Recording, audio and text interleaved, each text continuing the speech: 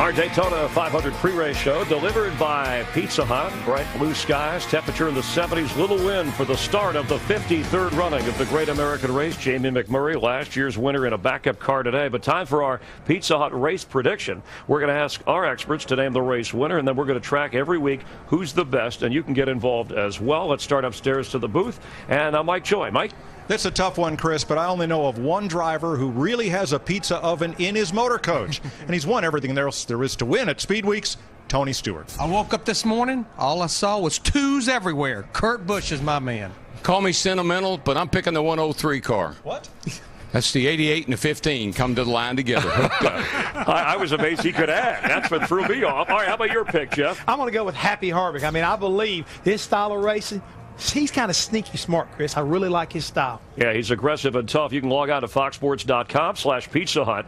Vote for your favorite driver you think will win today, and you'll get a chance to win a trip to next year's Daytona 500. Be sure to keep an eye out for updates during the race to see who you, the fans, voted as the Pizza Hut fan favorite driver.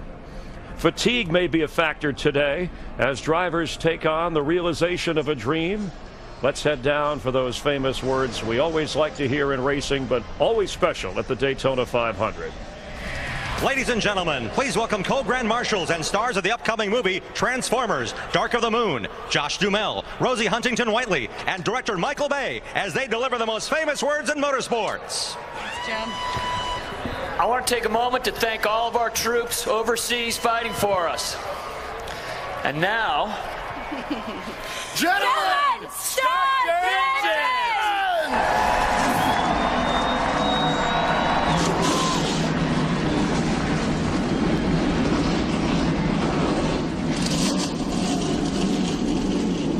Jeff Hammond, Chris Myers from the Hollywood Hotel, the guys that will take you through another season of the NASCAR on Fox coverage and the Daytona 500. Darrell Waltrip, Larry McReynolds, and Mike Joy. Mike, gentlemen, start your talking. Thanks, Chris, and hello, everybody. The Daytona 500, NASCAR's biggest race and one of the toughest to win. Took Dale Earnhardt 20 tries. Buddy Baker, 18. DW, 17 years to win it. Bobby Allison, David Pearson, Michael Waltrip, each won it on their 15th try. But today, Darrell, you say this could be the toughest 500 ever to win. Oh, I think physically and mentally, this is by far and away the toughest one I've seen. This two-car tandem that we've been watching around here takes a lot of focus, a lot of concentration, and the speeds are incredible, over 200 miles an hour all the time. And, folks, we just can't make this stuff up. This has been a great week down here with the tribute to Dale and everything else, so it's all good. Junior starting on the pole, he's fallen to the rear, but it's been a good week. Larry, it's not just having a fast car and good pit stops. Finding a partner, keeping a partner, and all that goes into that is pretty tense for 500 miles. Well, it is. I mean, you're going to be working from the drop of the green flag to hunt your partner that can help you, that you can push, that can be pushed by you. You're going to have to do it through a bunch of pit stops. And by the way, you're going to be doing it for 500 miles. Darrell mentioned physically and mentally. We watched some of these same drivers yesterday for 300 miles. They almost had to pour out of those race cars. We've been waiting all winter for it. The green flag for the 53rd annual Daytona 500 coming up next on Fox.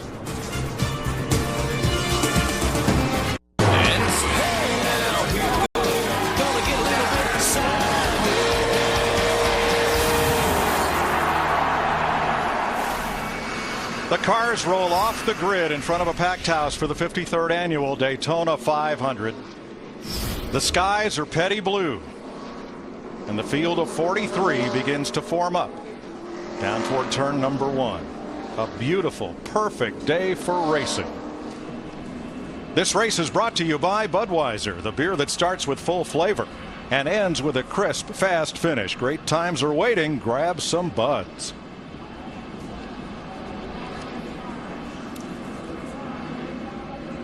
Chevy is proud to pace the 53rd running of the Great American Race with the 400 horsepower Camaro SS. Try to keep up with it, boys.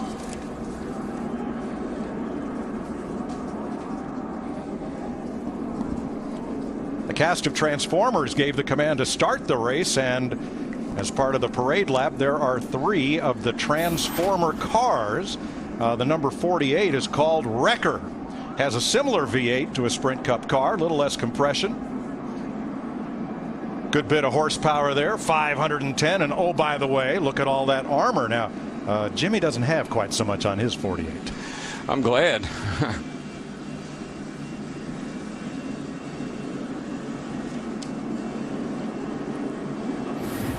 Let's have a look at the NASCAR on Fox starting lineup for the 500.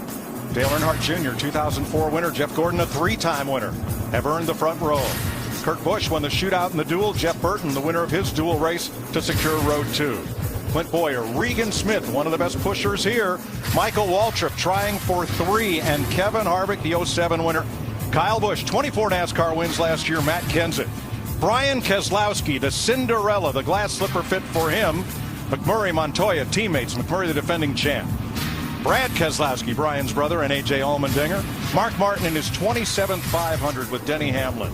Paul Menard, new to the RCR team, and Martin Truex, 08 winner Ryan Newman with Carl Edwards. Jimmy Johnson, 5-time with David Rudiman. Tony Stewart won his 12th Speed Weeks race yesterday with Greg Biffle. Brian Vickers making his first start with Darlington with Robert Richardson. 2-time 500 winner Bill Elliott with Robbie Gordon. Bobby Labonte in a new ride, and young Trevor Bayne carrying the colors of the Wood Brothers as we look through the rest of the 43-car field. Let's talk to the hot 20-year-old rookie from Knoxville, Tennessee. Trevor Bayne, DW, Fox Sports. Got a copy there, young man? Sir, I do. How are you guys doing today? We're really doing well. That was really nice what you did on the cranking up the engine there, the prayer. I really liked that. Good job, buddy. Hey, you're driving the famous 21 car. You've met David Pearson, who's won the Daytona 500 in that car. What's your game plan for today?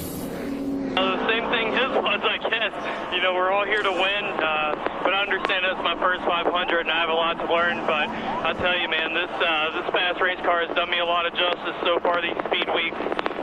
These guys, everybody on this Wood Brothers crew has just provided me an awesome race car that I think has the capabilities of running up front. You know, it's just finding that buddy to work with, which I think we built a lot of those relationships this week, and I've got a lot of good support, man. So we're pumped about it.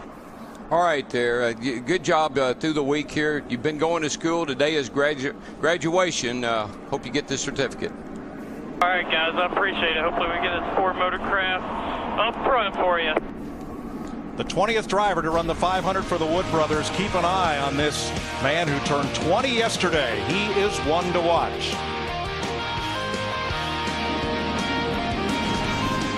Down to our NASCAR on Fox All-Star Pit crew, beginning with Matt Yoakum. Mike, today Jeff Gordon chases his overall 15th victory here at Daytona, 4th in the Great American Race. But each qualifying event or shootout race this week here in Daytona, it's been different variables that Gordon has had to deal with. His drafting buddy, Trevor Bayne, he's starting near the back. His teammates are starting near the back. The big question mark early on, just who will Gordon pair up with early? Chris Devoda? When Jamie McMurray won this race last year, he cried. And then he went to the media center and cried some more. He says, I know a grown man is not supposed to break down in a room full of people. But when you haven't won a race in a while, you're overwhelmed. And then when you realize that race was the Daytona 500, the floodgates open. Today, he will try to navigate those floods 2 by 2 with his teammate Juan Pablo Montoya. Dick Berggren? Well, 20-year-old Joey Logano has had a tough Speed Weeks. He has run in 3 preliminary events and crashed in 3 preliminary events. But the veteran observers say the kid is ready to win and win big this year. That could start here at the Daytona 500 if he can keep it out of the wall. Steve Burns? Dick, Tony Stewart won here yesterday, giving him 16 Daytona wins, but he has never won the Daytona 500. Would he give up all 16 trophies for one at the Great American Race? Well, listen to Kevin Harvick. Kevin Harvick says that this is the biggest race of the year times 10. This is the Daytona 500. I mean, you're just on edge with your nerves already. Just the whole experience of the Great American Race. It's the first race of the year, but it's the biggest race of the year. So, you know, you got the early in the year jitters. You got the nervousness about the Daytona 500, how much it means to win. So there's a lot going on the Daytona 500 morning.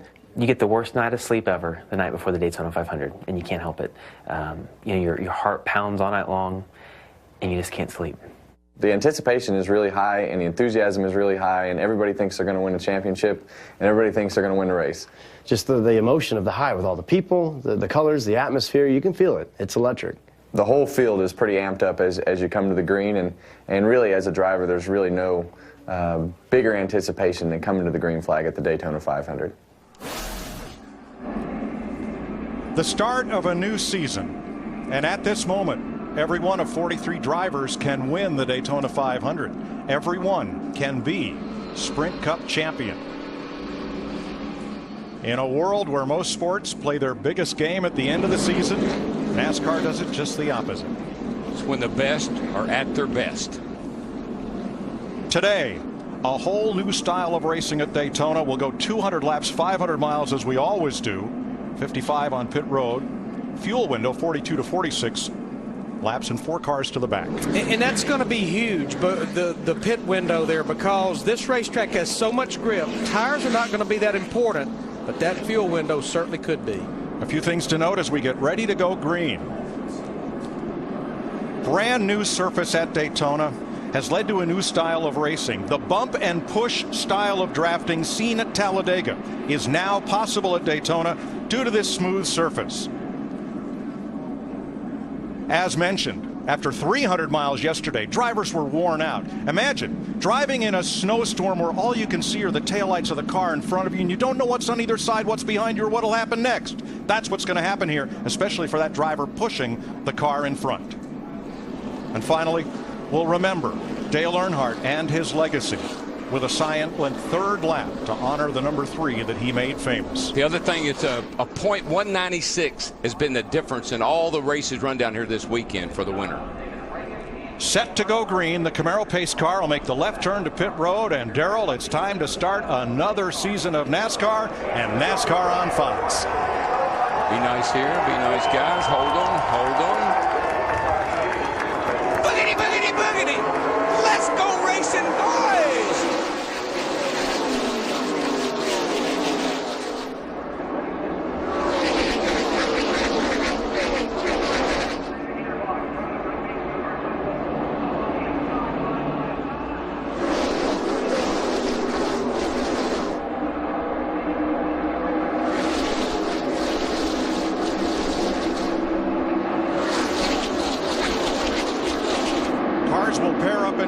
With either a teammate or a convenient partner. Larry, the same thing we're seeing today is what we saw with that 24 car. Really slow on the get-go. Doesn't seem to get up to speed very well. Yeah, Jeff Gordon in the dual races with Trevor Bayne pushing him most of that race.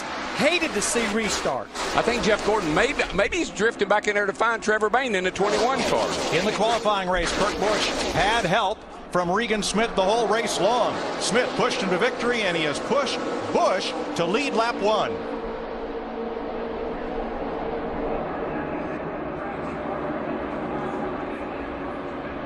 See Michael Waltrip in the 15 car, Kyle Busch in the 18, a couple of Toyotas getting a pretty good run on the high side through 1 and 2 down to the backstretch. Don't look back. pretty comfortable right here where these guys are, but man, back behind them, pack of wolves. 5 pairs of cars have broken away from the pack where everyone else looks to find a drafting partner. And as they come off 4 and complete lap 2, NASCAR on Fox, and Daytona pay tribute to the man in black, Dale Earnhardt, on this, the 3rd lap of the race.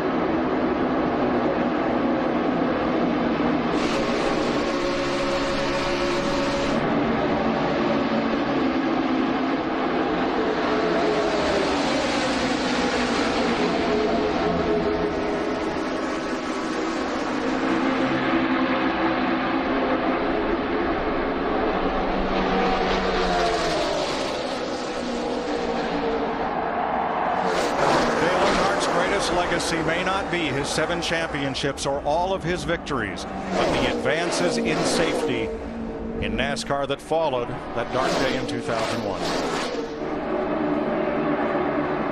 this two-car draft at the bottom of the racetrack. A.J. Allmendinger in the 43 car, Mark Martin in the 5. Saw these guys work together a lot in practice, and they were fast no matter which one was pushing the other. Worked together a lot in practice, but I believe this may be the first time we've had them up in the front here fighting for the lead.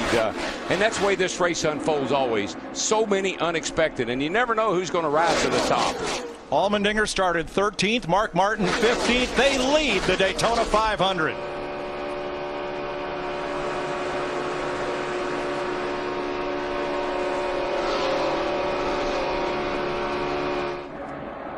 Oh, Kyle Busch. Spin behind you, wave to 7. Gets it down on the apron without further contact. Jostling further back, but no other collision. That was luck. And Rowdy Busch, winner of 24 races across NASCAR's top 3 series last year, has brought out the first caution of the day. See what happened here up on the outside. Gets a shove from Michael there in the 15 car. Wrong place, wrong time. The Daytona 500 is sponsored by Sprint, proud sponsor of the NASCAR Sprint Cup Series. By the new film Transformers, Dark of the Moon, July 1st. This film not yet rated. And by DirecTV. Don't just watch TV, DirecTV. First caution of the day, pit road, a fairly busy place. Not quite half the cars elected to make stops. If they made the pit road wider, I think it would make things safer. Let's have a look at what happened to Michael Waltrip and Kyle Busch coming in from the right side of your screen. Remember, the drivers say, I can't see past the car in front of me. So Michael really can't see. It looked to me like Kyle in the 18 said, I'm going to get behind the 5, but Michael wasn't ready for him to do that. We talked about how the drivers communicate with each other on their radios. Those two may not have the ability to do that. Let's have a look from behind the accident, right in the middle of the racetrack.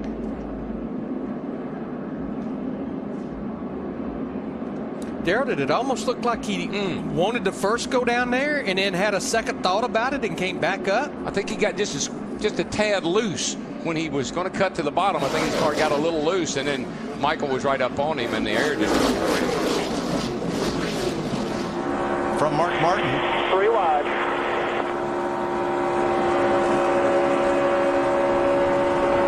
18 is working behind you. 18's working behind you, outside. Now, there does not appear to be major damage to Kyle Busch's car. Here's what he had to say after the spin. I had to back up because there were 3 wide. There was nowhere to go, so I trail broke a little bit, and it just spun me right out getting in the corner. Stupidly insane. Stupidly insane. Hadn't heard that one yet. Kyle Busch did get on the radio and say, tell Michael he didn't do anything wrong. There's just not enough real estate. The plan right now is for 18 of Kyle Busch to come back down pit road. You see him there. He's asking for the toe plate, the alignment on the car. He wants to know, is it toe in or toe out? What is wrong? They said, that's what we have to check. Steve? Krista, Michael Waltrip said on the radio, I didn't do anything wrong. I stayed right in the middle like he asked me to. Try to top it off the fuel one more time. So they're just checking all the alignment.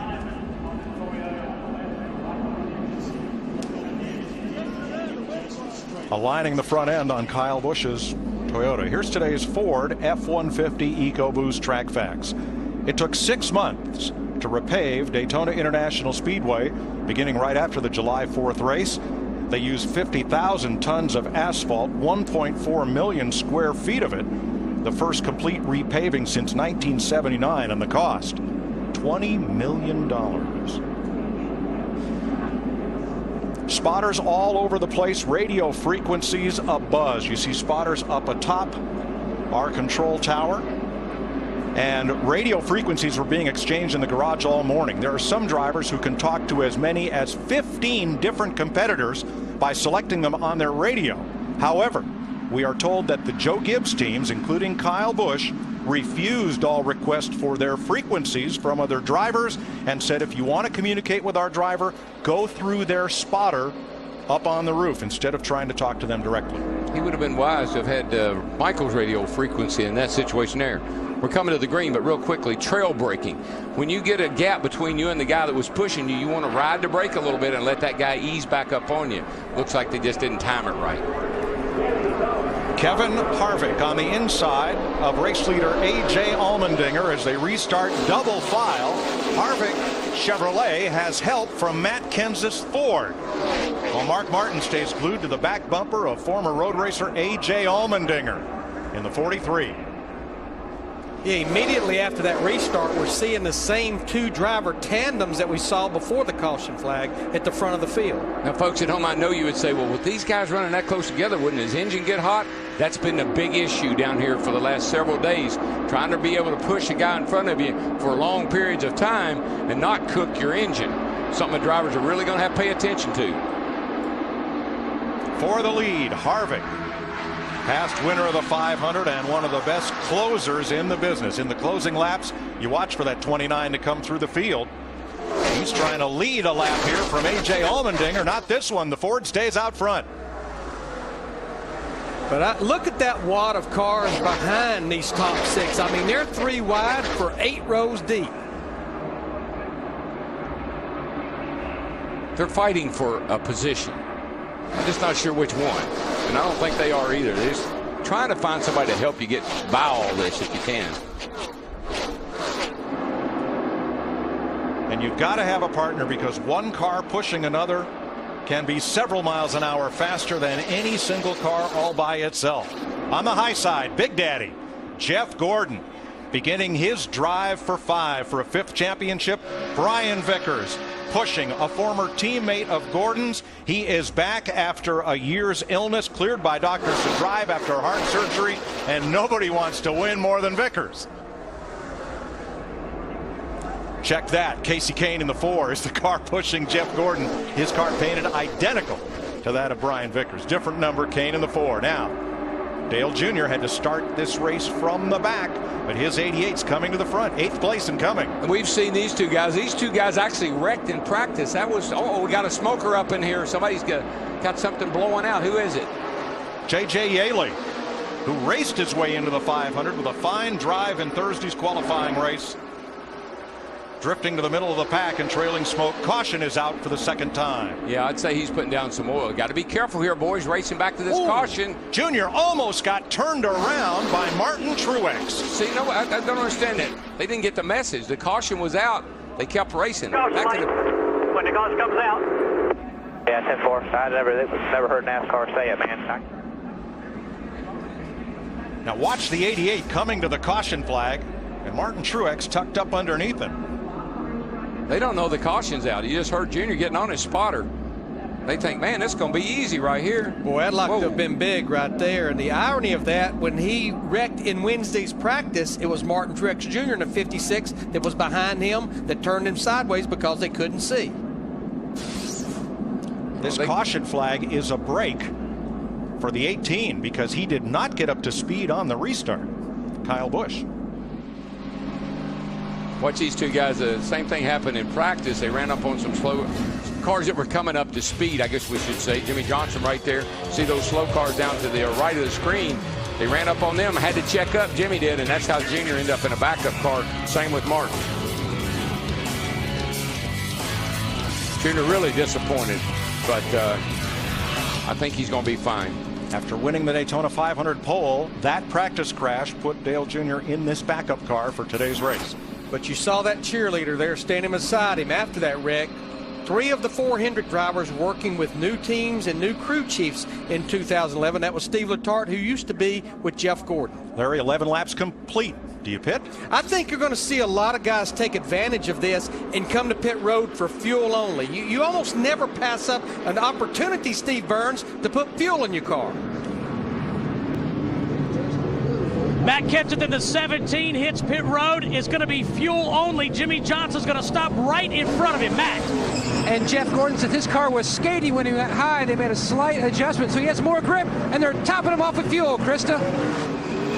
Kevin Harvick said he would do what Matt Kenseth did. They said Matt's coming in for fuel only. Almost a collision at the end of pit road. Kevin takes fuel only also.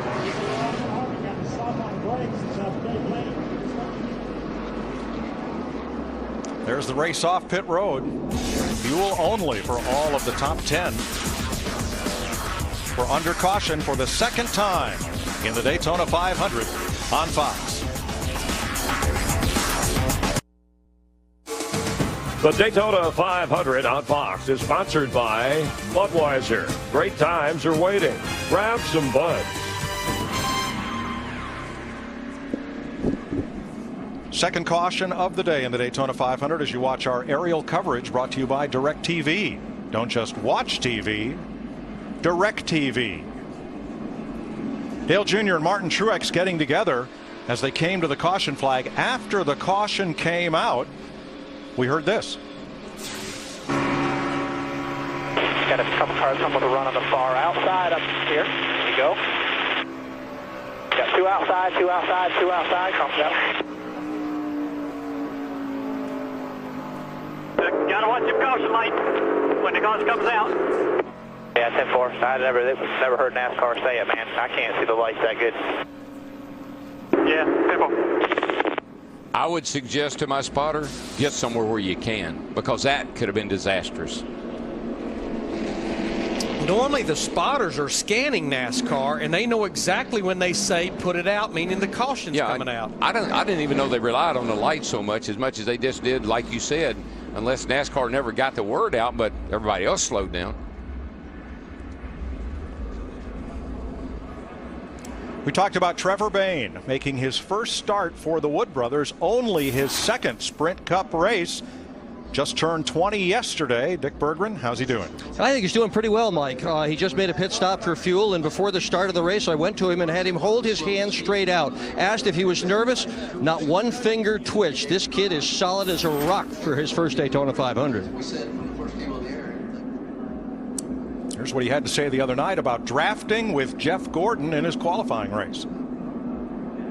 That was unbelievable to have Jeff Gordon, you know, the guy that I've looked up to my whole life and my racing career. My first number was 24. I don't even know if anybody knows that, but just because of Jeff. So to have him come up right before the race, when I'm sitting here thinking, man, I don't know who my partner's going to be. I don't know what's going to happen. I guess I'll just sink and then pick somebody up and go to the front again. So Jeff Gordon's like, hey, man, I'll work with you. I said, really? You know, I didn't think it was serious at first. And then we ended up getting together there, and he stayed loyal to us, and I stayed right on his butt the whole time, just pushed him, you know. And, you know, that was just unbelievable to be working with Jeff in the first race that I was in here. When I was listening, before I spoke to him on the parade lap, I was listening to he and his team communicate. He prayed. He said a prayer for he and his team before they rolled off. So a really quality young man. Scanning radio, Dale Earnhardt Jr. worries he may have a tire going soft. That's the chance you take coming down fueling only. Run over something or have a soft tire. Our top 15 cars on this restart, they stayed out. They pitted at first caution back on lap 6. So Brad Keselowski, the new driver of the Blue Deuce for Roger Penske, leads them to the green flag. Bobby Labonte in the 47. Stephen Wallace, a rookie, in the 77. Terry Labonte, the 32. Paul Menard in the 27. Then Tony Stewart, Jamie McMurray, and David Rudiman. Let's crank it up.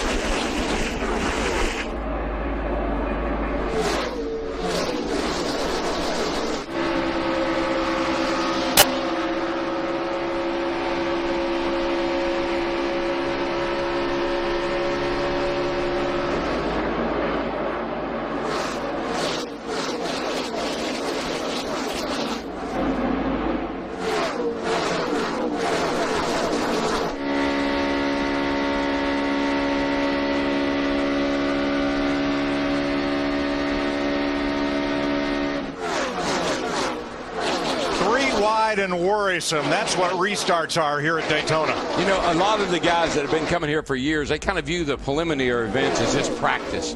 But on Sunday, the Daytona 500, usually think the veterans show up. Bobby Labonte, he's a veteran. Got some Chevrolets, though, ganging up there on the outside. Paul Menard, remember, this is the 4th Richard Childress racing car for 2011, getting pushed by Tony Stewart in that 14 car. Last year's winner slipping in the picture as well. Jamie McMurray in the 1 car with his teammate in tow, 42, Juan Montoya. Joey Logano in the 20. Dale Jr., the 88, slipped to the inside, move up to 5th and 6th. Before they went green, Mark Martin looked aside at Dale Earnhardt Jr.'s tires and said everything looked fine. Probably when he dropped down off the track coming to get that, when he realized the caution was out, may have picked up a lot of dirt and debris on his tires off the apron. That'll give you a false sense of a flat tire. Jeff Gordon running down on the inside. Here's Matt. Mike, he appreciated the help from the 4 of Casey Kane, but he's been looking for his new little buddy, the 21 of Trevor Bayne. But under that caution, Gordon had a lot of questions about all the unknown variables so far. Does that mean we have to call Gordon the skipper? Remember what that 20 was like in that shootout practice everybody's been talking about. It's just really squirrely. Yeah, I mean, we're not his pusher or anything, you know. It's always every other car, so trying to figure out if we're a pusher or a puller.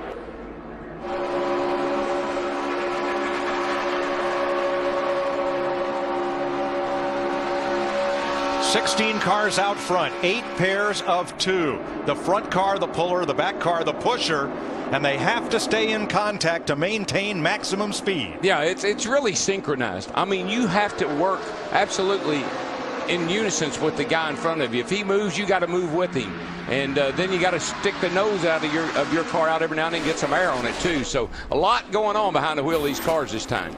You know, we mentioned Dale Earnhardt Jr. in the 88 pushing that orange car, Joey Logano in the 20. Remember, both those cars had to start this race at the rear of the field in backup cars. And they now run 7th and 8th. Junior's old backup car is not a bad piece. Jeff Gordon drove that car last year at Talladega, finished 8th in it, so it's all right. The 1 of Jamie McMurray up high, making the swap with Juan Pablo Montoya. That was pretty cool. That was perfect. That was great. They timed that perfect. You have to do that because, as Darrell mentioned, you can only follow directly behind another driver because the car will start to overheat. But what a swap those guys put That on. was a thing of beauty. Greg Biffle with Carl Edwards now. Teammates working together. You see him working the throttle a little bit, man. Carl had to get out of the, or Biffle had to get out of the gas there for a second.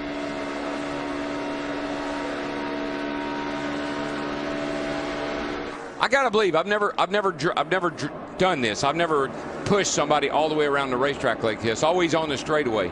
This has got to be the most nerve-wracking, intense, physically demanding job that a driver could ever have.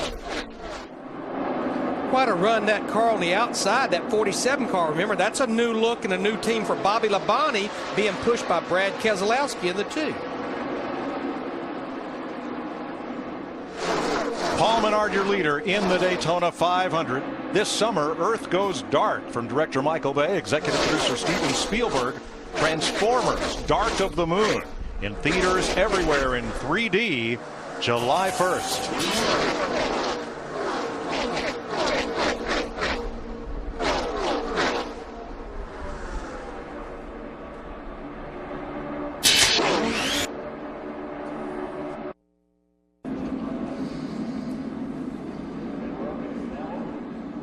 Caution is out for the 3rd time in the Daytona 500. Kevin Harvick appeared to lose an engine off turn number 2, and his car slowed up.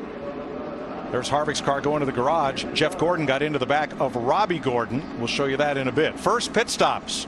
Steve. Mike, Tony Stewart said no handling issues whatsoever. He's going to get fuel only. Matt.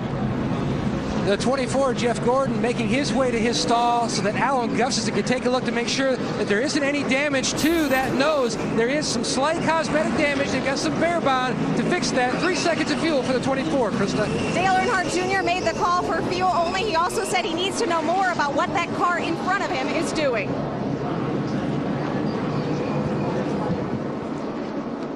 There's the race off pit road. Former IndyCar and Formula One star Juan Pablo Montoya over Jamie McMurray, and Dale Earnhardt Jr. picks up 9 spots coming off pit road. Here is the damage to Jeff Gordon's car. Here's what happened at turn 2. You know, Larry and Mike, I'm almost thinking, I know there's smoke and it's probably pretty hard to see, but Trevor Bayne is right on him. I think he was afraid to slow down too quickly, afraid that Trevor might turn him around. So I think it was a combination of smoke and then somebody right on his back bumper. Outside him, right in front of us, man, right in front of us is a blown engine. Get down. We got in the back of the 7 pretty hard.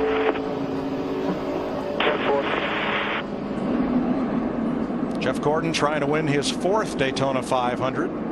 There's a bit of damage to the bumper cover. We've seen these things go out through the grass pretty hot and heavy and come right back up on the track and continue on. This nose they got on this car this year, Larry, is a tough son of a gun. Well, it is, you know, but it's the most sensitive part of that race car. But one thing I did notice, Trevor Bayne in the 21, he did check up behind Jeff Gordon in the 24 when he saw that smoke.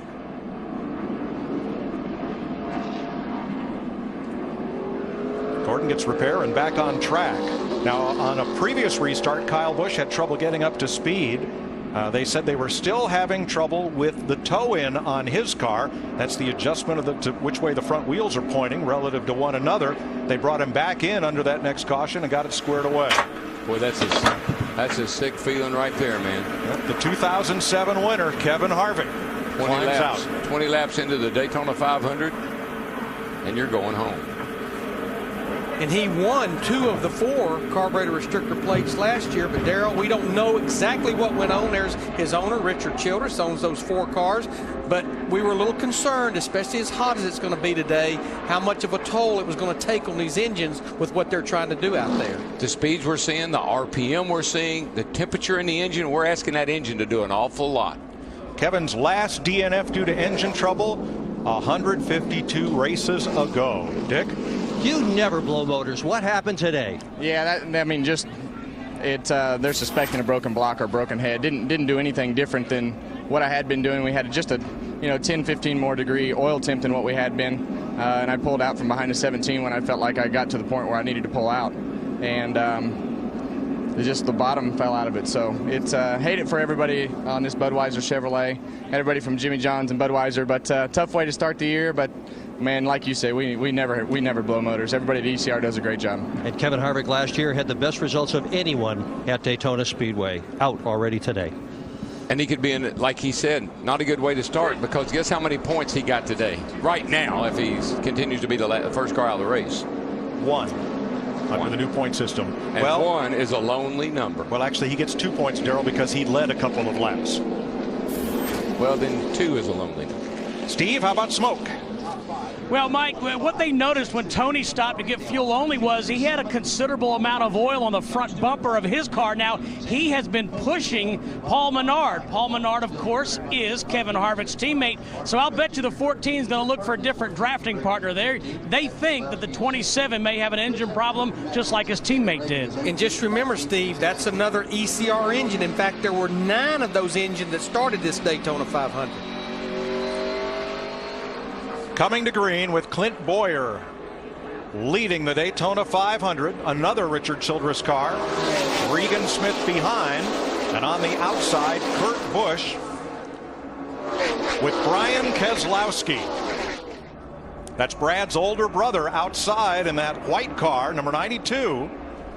They came down here with 1 car, 1 engine, and 1 set of tires. They made the race. They picked up a sponsor. Ray Evernham said, I'll pay your tire bill. Penske offered him an engine that they couldn't use because it was too new to fit in their car, but he's in the 500. Yeah, actually the crowd from home, Save My Fairgrounds, sent a little money down to get their name on Brian's car. So picked up a little bit here and there, but that discount tire is probably paying some pretty good bills for him right now. Jamie McMurray, proud new dad of son Carter, and the defending 500 champion. He's got the lead with Montoya behind him, and they're 3 wide to the stripe again. Who's going to lead this lap? Boyer. That 88 car, Larry, he just keeps inching closer to the lead, and we will know without a doubt when he takes it. Junior Nation will let us know. Oh, yeah. Kurt Busch and Regan Smith going backwards in the high lane. Here comes Jeff Burton with Brad Keselowski on the bottom, the 31 and the 2. Just remember, Dale Earnhardt Jr., through virtue of starting this race at the back of the field in 27 laps with 3 cautions, he's worked his way right there into the top 2. Yeah, this, if you got to start in the back, it's not a bad place to have to do it. Always got the chance to draft your way right to the front, and that's what he's done. 9 different drivers have led this Daytona 500 as Boyer hauls them around for a second time. McMurray and Montoya, and 2 fast forwards right behind them. David Reagan in the 6 and rookie Trevor Bayne in the 21 of the Wood brothers. And just remember, David Reagan in that 6 car, that's a backup car that had to start at the rear of the field as well. Riding with Mark Martin. Looks pretty easy, doesn't it? We know better. Think you could drive a car, folks, at home 200 miles an hour? Closer together than most people park? Yeah, 200 miles an hour with somebody pushing. Trouble, turn 3. Big wreck. Brian Keselowski, David Rudeman, Michael Waltrip, Matt Kenseth, Big and wreck. half the field. I see about 3 of the Hendrick cars there that's involved. Mark Martin is there. I see him. There's a Biffle. Jimmy Johnson's laying over there. There's a 24 car. Looks pretty bad. Ryan Vickers limping around. And Mark Martin is part of it. Greg Biffle got a piece of it. Joe Nemechek's right front all torn up. The 9 of Marcus Ambrose. Let's see if we can figure out what happened here, Larry. They're running awfully close together. Watch the top right of your screen coming right up in. Here. Michael into his teammate Rudeman. Got Rudeman loose. Right in front of Keselowski. Here comes Nemechek. Pow into Michael. Look at. Nope, didn't make it. Didn't make it. Brian Keselowski, we just talked about, was involved. That white car up against the wall there. There's Mark Martin down here, Jimmy Johnson, Jeff Gordon. My.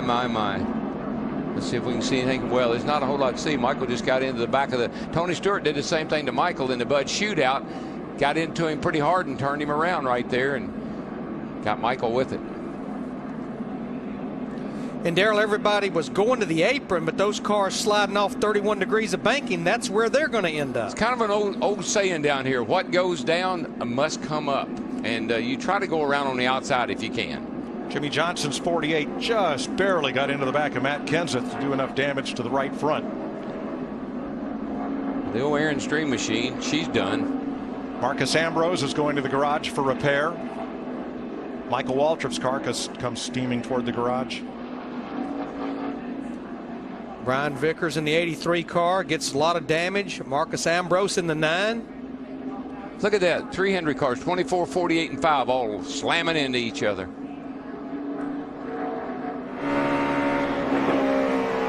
Back it down, back it down, back it down. Come on. Still coming. We're spun around over here, guys. We're to the right side.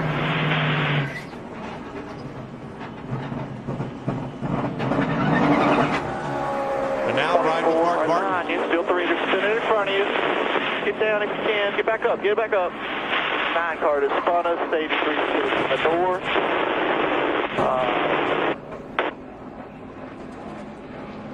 And Jeff Gordon's view.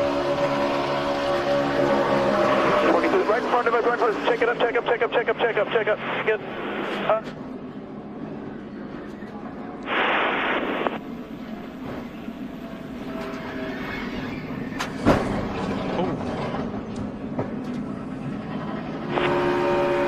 Jimmy Johnson. Side 2 wide in front of you, in front of you, in front of you.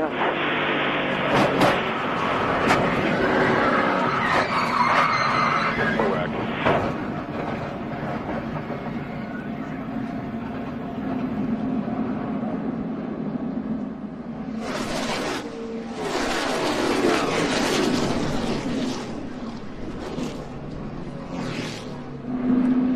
Dick Bergeron is with David Rudeman. Well, whose fault was that? I don't know. It's a product of this kind of racing. Mike was pushing me, and I don't think when I anticipated the guys moving up in front of us as quick as I did, and it's not Mike's fault. I just probably didn't get on the radio quick enough to give him a heads up. He's doing what he's supposed to do. He's pushing. That's all you can do when you're behind, and you can't see. You got to rely on the guy in front of you to help you. And I was probably a little slow on the draw there, giving him the heads up what was going on in front of us, and here we are. Crew going to be able to get this back out on the racetrack, David? It'll be a miracle. Okay, miracles sometimes happen in the Daytona 500.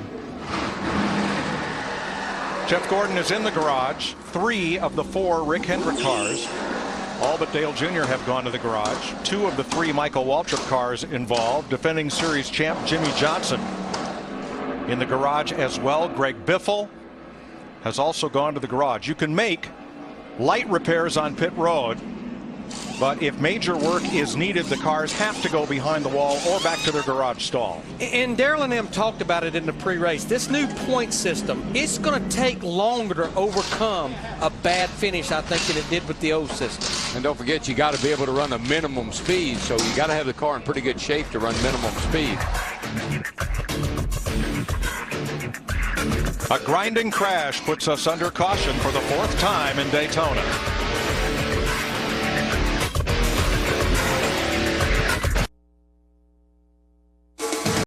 The Daytona 500 on Fox is delivered by Pizza Hut. Rev it up with all your favorite pizzas at low prices. Your favorites, your Pizza Hut. Glad you're watching the Daytona 500 on Fox, and an action-packed 45 minutes of activity here. At least 15 cars involved in the latest crash, including some of the headliners here in the 53rd running of the Great American Race. In the first 5 laps, we had 5 lead changes. Overall, there have been 10 different leaders. Pit road is open. Junior is in. Kurt Busch is in. Let's check down on the pits with Matt Yoakum. Chris, the guy who's taken all the money so far during Speed Week, Kurt Busch in the Double Deuce. He slides to a stop. He goes over the line. Mistake for Busch. They're going to have to back him up and then continue on with the stop. 4 tires for the Double Deuce. Krista. Dale Jr. was told by his crew chief, Steve Letarte, things usually get conservative after a big wreck like that. Dale Jr. said, I sure hope so. 4 tires for Dale.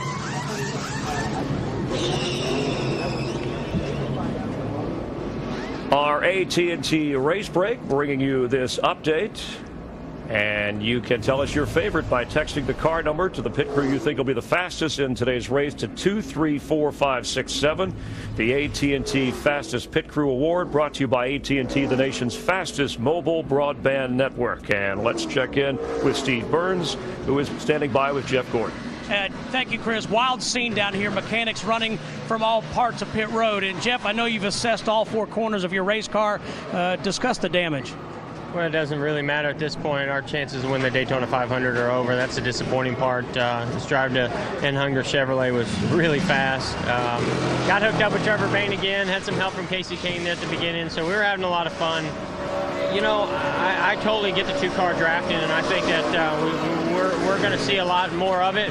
What I don't quite understand is why guys are doing it 3 wide, 3 deep, running for 28. You know, we need to, they need to let it thin out a little bit. As soon as it thins out, then go to it, you know, and it can be very safe and pretty harms-free. But, you know, you're sitting there, like right there, I was just sitting back there just kind of riding along there, just waiting for it to thin out. And I probably should have waited even further back.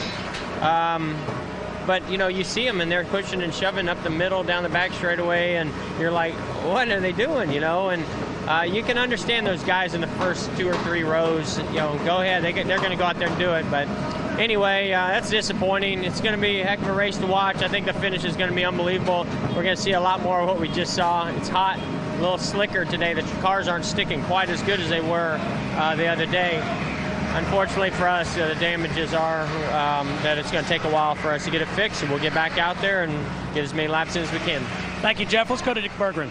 With Marcos Ambrose, and behind him, the crew has brought an entire new nose, fenders, hood, front grille. Can they get this thing back into the race? Yeah, we'll get it back going again. These Stanley Guides fantastic, but just a terrible way to start our season. You know, in the duel, I kind of lost the draft. I didn't have a playing partner. I was so worried about it then. I just was pushing forward, trying to be safe, and you get caught up in the mess. But, you know, it's just what it is. Everyone's trying to work out how this race is going to be run, and unfortunately, didn't end too well for us. Okay, thank you. Chris? Thanks, Dick. The AT&T Fastest Pit Crew of the Year is back. Last season, Jeff Gordon and that 24 pit crew repeated as winners of the award. On behalf of the crew, AT&T donated $25,000 to the Victory Junction Game Camp organization. You can text who you think will win this one to 234-567. Speaking of Jeff Gordon, remember he came in with a winless streak of 65. So an upsetting day for him here, Mike, at the Daytona 500. Thank you, Chris. Double Daytona 500 winner Michael Waltrip gets into teammate David Rudiman and ignites a 17-car pileup. 12 cars to the garage, 5 damaged cars still on track. Quapple, Allmendinger, Matt Kenseth, Mark Martin, and Kurt Busch. Now, the first 6 cars did not pit under this caution. So Jamie McMurray, last year's 500 winner, and his teammate at Earnhardt Ganassi Racing, when Paula Montoya will lead them down for the green. Then David Reagan, Trevor Payne, Martin Truex, Bobby Labonte. Those are the cars that did not pit. Mike, you're probably the safest in the front, the way it looks. Especially listen to what Jeff Gordon had to say. That's the 37 Robert Richardson dropping down out of line and lets them all go. We're actually hearing that he's got to drop to the back of the field because of a pit road speeding penalty, Robert Richardson Jr. in that 37 car. Well, you know, based on what Jeff Gordon said, the problem you have is this is a race. And some of these guys, when the green flag comes out, they race everybody. And that's what you get paid to do. And as you say, Darrell, the safest place to be is out front, so let's get there. Get on up there. Stephen Wallace, a rookie, running in 4th place with one of the most experienced drivers at Daytona, Bobby Labonte. Now Labonte down to the middle and picks up Wallace's 77 once again. On the bottom comes Menard and Boyer coming through. And not only is this his first Daytona 500, this is his first Sprint Cup Series start, period. Stephen Wallace in the 77. His dad, Rusty, the 1989 Series champion. Jimmy Johnson's drive for 6 consecutive championships has hit a pothole. Steve. And Jimmy Johnson sits in his battered race car. Mike, 14 mechanics working on this car simultaneously. About the only part of sheet metal that isn't bent is the rear bumper and the deck lid. Heavy, heavy damage to the right side and to the front of this number 48 car for Jimmy Johnson. He stays in the race car. Since he won the 500 in 2006, he's not finished better than 27th. Paul Menard back to the lead with help from his Richard Childress teammate Clint Boyer. And Clint Boyer in that 33 car, he has been a great pusher all week long of speed weeks, whether it's been Paul Menard in the 500 or his teammate Jeff Burton in the 31 in the Gatorade Dual race. Paul Menard looks like he found him a new home, and he's going to like that pretty well. He was with Richard Petty Motorsports last year. Now he's over here with Richard Childress. Slugger Labby is crew chief, getting a pretty nice ride right now. And up in the high groove, former teammates at DEI, Martin Truex and Dale Jr., the 56 and 88. And Mike, it's pretty obvious those two have made a deal. They've been together in practice. They've worked pretty closely together. They're very comfortable with each other. That is so critical right now. Be comfortable with the guy you're running with. Yeah, not only were they teammates, remember Martin Truex Jr. is 2-time Nationwide Series champion. His owner, Dale Earnhardt Jr., when he did it. Some years ago, the two of them spent an awful lot of time racing each other on video games.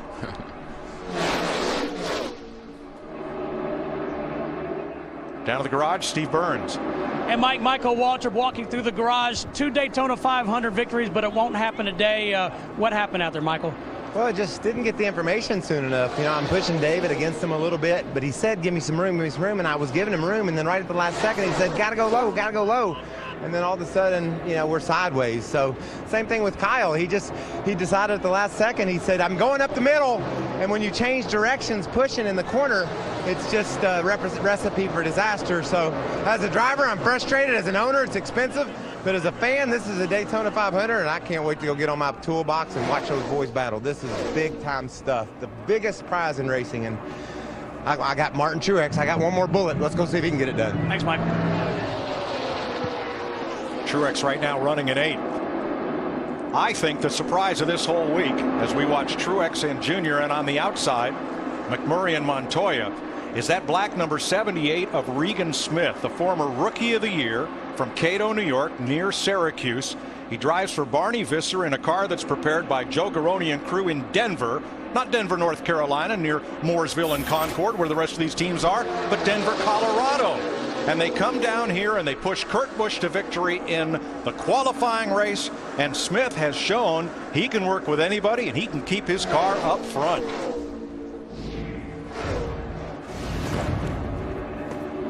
Now, last pit stop, the car that Smith pushed to victory on Thursday, Kurt Busch, had some issues. Matt? Mike, it was a chain reaction of problems. Busch slid through his pit box. He backed up. He stalled the car. And then when he refired, watch the rear tire changer. Jonathan Billy, he goes to work. When Busch refires, there's a flash fire, catches him in the face. He backs away, loses a couple split seconds, and then he'll go back around like the true professional he is, hits the lugs on that right rear, and continues to work on the left rear. True athletes down here on pit road. And what he did, he stalled the engine, and there was a lot of raw fuel in that exhaust pipe that ignited when the engine refired. Good thing those pipes come out the right side. Of the 12 cars that went to the garage in that lap 29 crash, one has returned. Jimmy Johnson. Let's take an inside look at what's happening now in the NASCAR Sprint Cup Series, brought to you by Sprint and HTC Evo 4G. Clint Boyer has the fastest lap of the race, just over 200 miles an hour. And the biggest mover, who started out back, Dale Earnhardt Jr. has gained 30 positions since the drop of the green. Fuel your inner NASCAR fan with live in-car audio and real-time stats.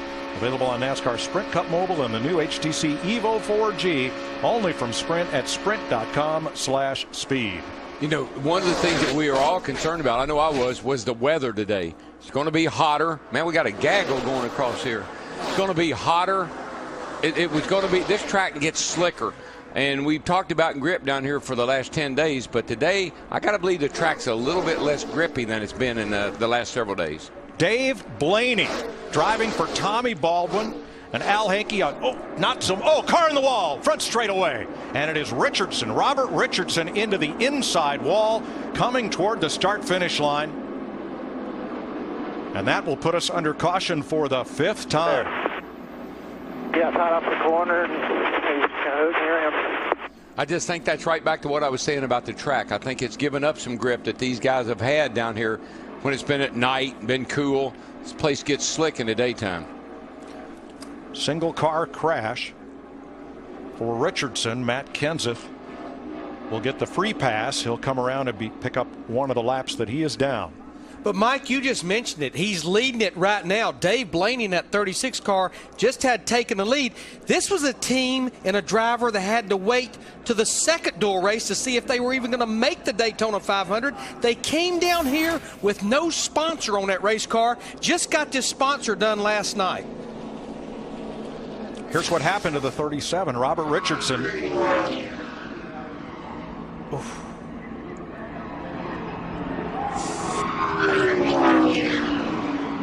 Sure glad they put that safer barrier down along that inside wall there, because we've had a lot of people get into it. Hard hit. Travis Kvapil is the car behind. And this is the second caution in a row, watching from our Fox Exmo Extreme Slow Motion Cam, where we've had one car trying to help another and instead taking them out of the race. Yeah, that's actually teammates right there. Robert Richardson and the other car that got into the back of him. And in both cases, I think a lot of it has been the guy in the front had to get up out of the gas a little bit, or something happened with the car in the front. The guy behind him just runs over him. In other sports, stealing signals from another team or listening to radio communication would result in a fine and an investigation. But here, Darrell, we have drivers not just talking to their own teammates on a second channel, but able to dial up other teams as well. Look at this. You can see here, these are all frequencies in the radio for different cars. They've been working hard here. They got a number of radios in the car. and it's all because of this new style of racing we're doing here at Daytona. And Mike, this style of racing kind of reminds me of back in the day. Back in '59, they came here the first time. They said, "What's that thing called, the draft? What are they talking about? What are they talking about? A two-car draft?" Dick Berggren.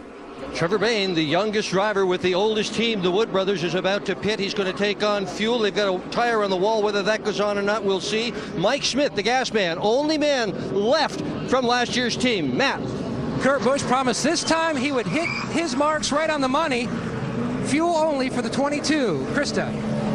The defending Daytona 500 winner feels like his car is getting just a little bit tight. He said he's not uneasy yet, but they're going to make a track bar adjustment one round up to give his car a better feel. Steve? Krista, Greg Biffle just out of the garage, back out onto the racetrack. The team did a great job replacing the radiator in his number 16 car. Also, he has a lot of damage to the right rear of that number 16. Thanks, Steve. And Bill Elliott, a two-time winner, assumes the lead in the 500 as Robert Richardson spins off Travis Quapple's bumper to bring out the caution.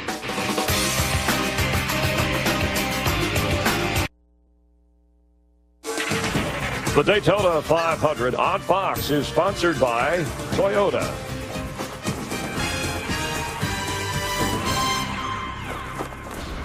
Come on out and dance, you get the chance. We're gonna spit on the round. All I wanna know, are you wanna go?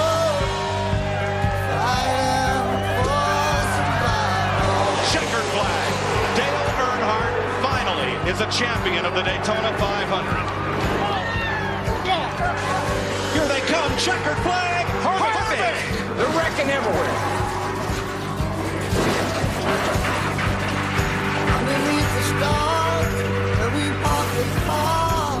Many of the sport's most dramatic moments have happened right here in the Daytona 500, which takes the green flag at the quarter pole. 50 laps down, 150 to go. Terry Labonte, for the first time since 2004, leads the Daytona 500. The Labonte boys are having a pretty good day. Bobby is up there earlier, you know, fighting for the lead. Now Terry's brought him to the green flag. Dave Blaney's up there getting pushed by the 22 car. Yeah, Kurt Busch has latched onto the back of that 36 car of Dave Blaney. You know, two drivers I'm very impressed with that they've not really flexed their muscle so far. Those two drivers in the outside line there, the one car of McMurray, the 42 car of Montoya, they've not shown a lot of speed up until today. I think they're just kind of playing that old possum game, you know.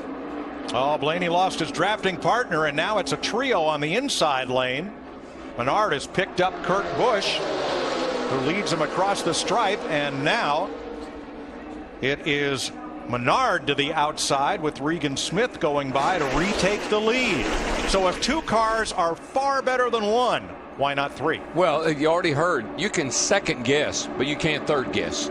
And that's really what you're doing when you're running behind the guy in front of you. You're sort of anticipating and second guessing where he's going to go. The third guy is just odd man out. He would be lost in the shuffle. But if you watched the Daytona 500 a year ago, you did not see this style of racing. So what has changed? Well, one, since they resurfaced Talladega a few years ago, teams have been learning about this every time we've raced there. With this new surface that Darrell talked about in the pre-race, no bumps, no dips, perfectly smooth, a lot of grip, they're able to do it without upsetting another car. Plus, cooling systems in these cars have advanced so much. Paul Menard, your leader. His crew chief Slugger Labby went to victory lane in the 500 with Michael Waltrip in 2003. Sponsify is back for 2011, and this year the winning designer gets a personal visit from their favorite driver. Go to ToyotaRacing.com for all new ways to create, customize, and share your design. That's Terry Labonte in the 32 you saw alongside, and for the lead, here comes Boyer pounding back on the outside with his Childress teammate Jeff Burton. 3 Richard Childress Racing Chevys among the top 4. And I want to clarify something. All 4 of these cars have what we spoke of earlier, an ECR engine package. What that is an engine company that was formed about 3 years ago, a merger between Dale Earnhardt Incorporated's engine company and Richard Childress's engine company. They have 9 engines that started this Daytona 500. When Dale Earnhardt built DEI, one of the things he really focused on was an engine program. He wanted to have an engine program that was equivalent to the Hendricks or to the Roush or whomever. He really hired a lot of great people to work at DEI. When Dale Jr. and them left, Richard Childress said, look, I got people, you got people. If we put them together, we should have an awesome group, and they have had. Now, they've led the league in horsepower, won the Daytona 500 last year with Jamie McMurray. Good news, Robert Richardson released from the care center after his crash to bring out the last caution. Matt? Mike, back on a caution, we gave you a look at the impressive radio setup that Jeff Burton and the other RCR cars are utilizing here in Daytona. Back during testing, Todd Berrier went to Racing Radios and said, I need you to work up a system where a driver can flip from channel to channel easily with a glove on. So there's an extra large toggle switch just so the RCR cars can talk. Then Burton has a second radio, and it's almost like an art project that his 10-year-old son Harrison put together. Above the roll bar, there's a listing color-coordinated chart of the different teams on the second radio. And then on the steering wheel, another diagram. So they've got everything covered radio-wise in the RCR can. And the other thing they've got is they've got a new push-to-talk button. It tapes to the steering wheel, not onto the spoke of the steering wheel. So a driver can literally ride with his thumb on the push-to-talk button without having to really move his hands around. See, when you're out there racing, Mike, you don't know, they had a big wreck. You don't know how many cars are out of the race, how many cars are still, you don't know anything. You're just driving your car in your own little world, and you're going to race just as hard as if there were 100 cars out there. Carol, I don't like that backpack. That's just too much 3 wide, too close, too many fellas not paired up. That looks like trouble. They're almost 4 wide as they enter the tri-oval. Well, as we always say, that's the eye of the storm going there. Darrell, how does this kind of racing wear on you? Well, if you didn't have those gloves on, you'd see a lot of white knuckles. That's all I can tell you. It physically wears you out. This is Brian Vickers, who just came out of the garage after damage from the big pileup. He's not going to make it back around to the garage. Now, Greg Biffle is back on track. Jimmy Johnson came out of the garage, made a lap, and went back to the garage. The last time by, we saw a good bit of contact in the pack, and caution is out for Brian Vickers. His car is in harm's way, and look at Stewart. Boy, he got a little bite from the left side from Jamie Mack. I think these guys have got so many voices in their head. They got so much going on that when the caution comes out, they're not slowing down like normal. That's just, the caution comes out and you bam, you start running into people. And I just wonder, Larry, if the spotters have so much going on that they just can't get the message out quick enough. I think the drivers and the spotters are just very busy with a lot going on, obviously on the racetrack, but a lot going on in their ears. I hear voices.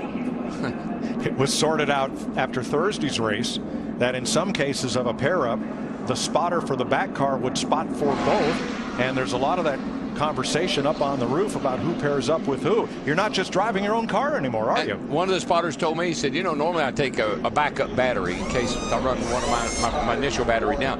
One spotter told me he has 8 charged and ready to go batteries for his radios. Mark Martin, who received some damage in the lap 29 crash, gets the free pass. He is back up on the lead lap. There's a look at Mark, who's in his 27th Daytona 500. And I'm also told that some of the drivers have a spare battery for their radio in the car. And let me correct, Mark was 3 laps down. He gets one of those back. The last free pass went to Matt Kenseth, and that did put Matt back up on the lead lap. And simply, the free pass was created a number of years ago because we don't race back to the caution. So the first car a lap down, or in the case of Mark Martin, he's the first car 3 laps down. He gets one of those laps back. Steve Burns. Mike, race leader Clint Boyer asked his crew chief Shane Wilson, hey, did you guys do anything to make this car looser? Shane said, no, it's just getting hotter. Fuel only, Matt. Steve, at this junction, the 31 of Jeff Burton, they're looking for fuel only. And that's what they're doing to that 31 machine, Krista. Dale Earnhardt Jr. hooking up with Casey Kane. They said to do what he does, they only need a splash. This should be a quick stop, one small adjustment. You see the fuel can, and there goes Dale Earnhardt Jr. He did get on the radio and say, all of our brains are fried right now. Wow, I believe it. Krista, the 33 lost 3 spots, Clint Boyer. It's not just getting into the pits, having a good stop and getting out. It's managing the traffic all around you. Whoops. Well, you're in your pit box so quick because you're just getting a splash of fuel. Maybe those spotters ought to be talking to them on pit road, too. Caution is out in the Daytona 500. The Daytona 500 is sponsored by AT&T, Rethink Possible, by the new Chevy Silverado HD, Motor Trend's 2011 Truck of the Year, by the Home Depot, more saving, more doing. That's the power of the Home Depot. And by GoDaddy.com, domains, websites, and everything in between. 60 laps complete when they come to the stripe. Jimmy Johnson back on track. You can win a legend and meet one too. Enter for a chance to win a new Chevy Camaro SS and a chance to meet Jimmy. Visit winyourchevy.com now. 29 cars on the lead lap. As we go back to green, Juan Pablo Montoya and Jamie McMurray on point. You know, Larry was talking about the free pass, and that's one thing. There's two things that have changed racing a lot. The free pass, which puts one car back on the lead lap, and the wave around rule. We haven't seen it today, but we may experience that before the day's over. That's how you keep so many cars in contention. Kurt Busch with a full head of steam from Regan Smith. And then on the inside, Burton and Boyer, Menard and Keselowski, and Dale Jr. up top with Casey Kane in the 4. Now, Dale Jr. didn't. I was listening to him. He said, I'm not really happy about being shoved around all the time. I think I want to ease off a little bit. So we'll see what happens here. We listened in on Jamie McMurray and Montoya talking with each other. Dude, I tried so hard to back up. They kept getting on my outside, and I kept trying to get squared up to your bumper, and I couldn't because there wasn't enough room there. It's hard. You know what I mean? It's hard to get locked up in that draft. It's so critical to be out front, you know? Yeah, but you got to be safe. We have to be safe because once we do, we're there, you know? Yeah, I'm with you. Their cars are really quick. Patience has put them 2/3 of the way back in the pack, biding their time. Yeah, what he's saying is you know, we don't want to wreck each other trying to lock up in a 2-car draft because we've got fast cars. Let's be safe and careful here because we got cars that can win this race. They are back in 18th and 19th. And then, Mike, you heard Jamie McMurray say, it's really hard, Juan. It's really hard to get locked in, particularly when you're in traffic. Once you get out front, piece of cake, you just mat it, push, hang on. At least one crew chief has exclaimed in frustration, I've had enough of this flipping radios to try to talk to any and everybody. Now, Tony Stewart in that 14, he's found him a little new dance partner, the 20-car Joey Logano. Tony Stewart drove that 20 car for 10 years for Joe Gibbs Racing and actually won 2 championships. The last guy to win a championship, not named Jimmy. We got us a gauge here. It's hooked to the steering column. And so let's watch Joey Logano as he goes down in the corner. Not a whole lot of steering input. You can see there 17, 18 degrees, not turning that wheel much at all. Little blip every now and then, but we come right back on the straightaway. We go back to straight ahead, dead center down the straightaway. You can actually have to hold the car up in the track just a teeny bit as it goes down the straightaway because you got a little lead in the car to get into the corner. See here about the same input on this end of the racetrack, 16, 17 degrees, but look how steady that is. Down here in the past, that thing would be jumping all over the place from going through the undulation and bumps in the racetrack. Now, smooth as silk.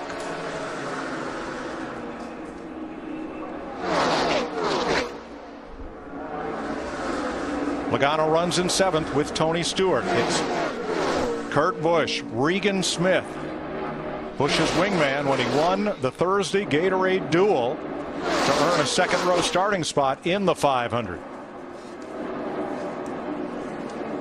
Our steering wheel position sensor is something new for NASCAR on Fox with something else new. Jeff Hammond. Yeah, that's right, Mike. This year, Fox has broke out the Heat Seeker cam, and we have an opportunity from time to time to try to take a look at something a little more unique. And this time we're coming and taking a look at Bill Elliott's car when he comes in, the 09 car. Look at the right rear. Look how hot that right rear tire is as it comes off. You'll notice when they bring that tire around, you pass the left rear, how cool it is. We're talking about 190, 195 degrees right there on the right rear and about 145 degrees on the left rear. Gives you a pretty good idea of how much wear and tear the right side tires are taking compared to the left. Plus, don't forget, Jeff, and I know you know this, the tailpipes both run out. They're right in front of that rear tire, so they're even throwing a little more heat on that right rear tire.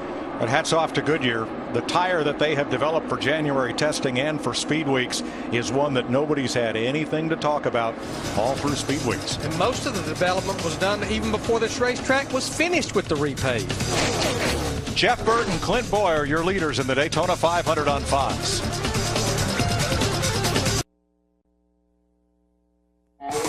The Daytona 500 on Fox is sponsored by Sprint, proud sponsor of the NASCAR Sprint Cup Series. Regan Smith, the best pusher in Daytona this week, is the new leader in his Furniture Row Chevy. He is the 14th different driver to lead the 500.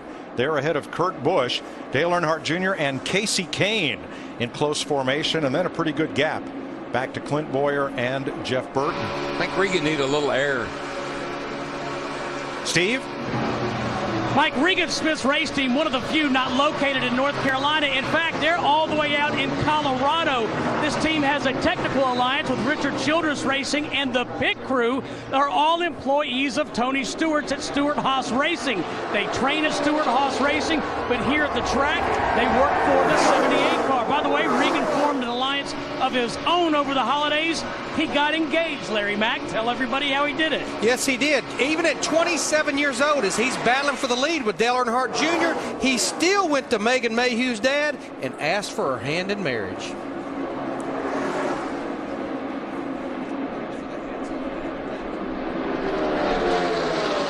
Smith leads this lap, and based on your votes, the Pizza Hut fan favorite today is, big surprise, Dale Earnhardt Jr.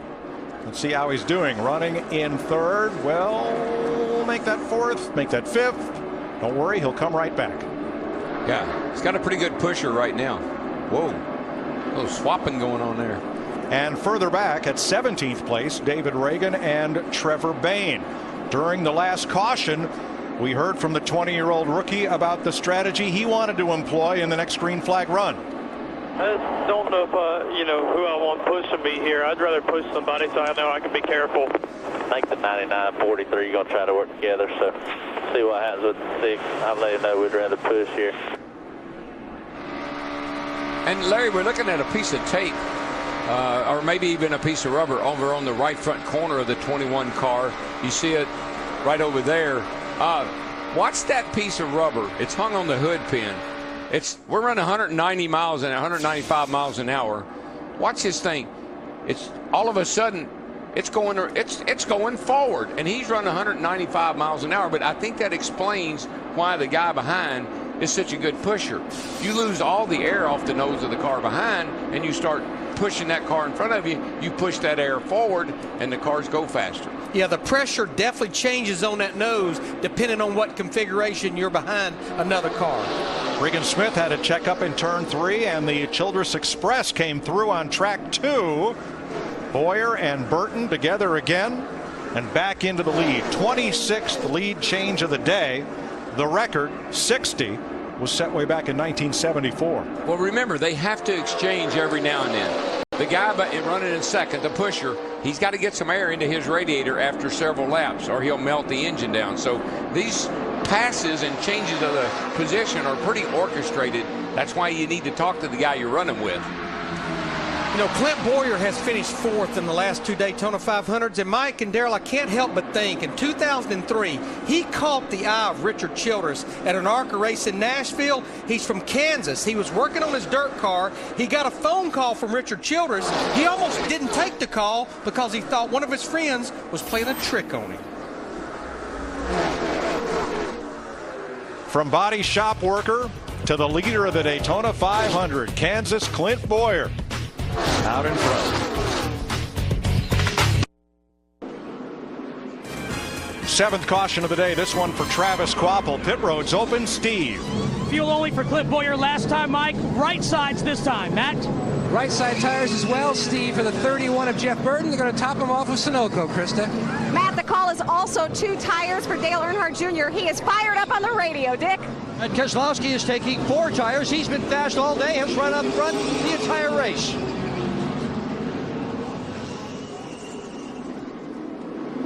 Dale Jr., Clint Boyer lead the race off pit road, although Kyle Busch and Denny Hamlin did not make pit stops under this caution. Here's what happened. Travis Kvapil, who turned Richardson around for the last caution, gets up out of the groove, knocks the Long John and the Silver off the right side of his car. Had all the look that a right front tire was going down on that car. Good point. Time for an AT&T race break. Down to Chris. Thanks, Mike. Dale Earnhardt Jr. hanging in there. Remember, from the back of the pack near the front. And when he was asked earlier where do you want to be at the end of the race, he said, I'll be second, and then, of course, cross the finish line first. Long way to go, but Jr. hanging in there as Jeff Burton is currently your leader.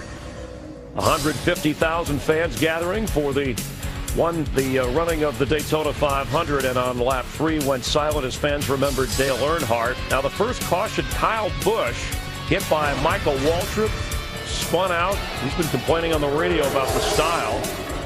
Kevin Harvick had engine problems. And here we're looking at Jeff Gordon, who ran into Robbie Gordon. He was complaining about some reckless driving. And on lap 29, an early big one, 15 cars involved. Waltrip, the owner of the 00 car with Rudiman, creates the wreck. Among those involved Jeff Gordon, Jimmy Johnson back out on the track, but certainly having an effect on those competing for the Daytona 500 championship. But with Jeff Hammond, Chris Myers in the Hollywood Hotel, the pace of what we've seen so far with 27 lead changes and 14 different leaders and a lot of activity early, taking some drivers out of at least their chance of winning this race. Yeah, Chris, and so far what we're seeing, I think, more than anything else, is guys not showing any kind of patience at all. They got fast race cars, but they were so afraid of what they saw, during the 150s on Thursday that I got to go. I got to find me a dance partner. I think everybody's kind of like gotten a frenzy.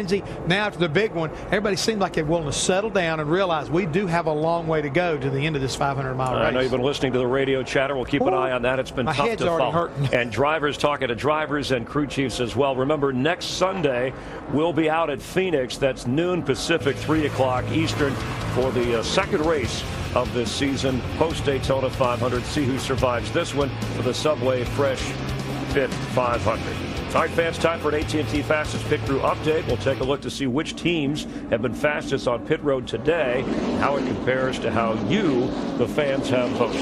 Yeah, this right here is going to be something we're going to be watching all year long, so you get an opportunity to call in and vote for your favorite team. But at the end of the day, I might have a little something to say about that.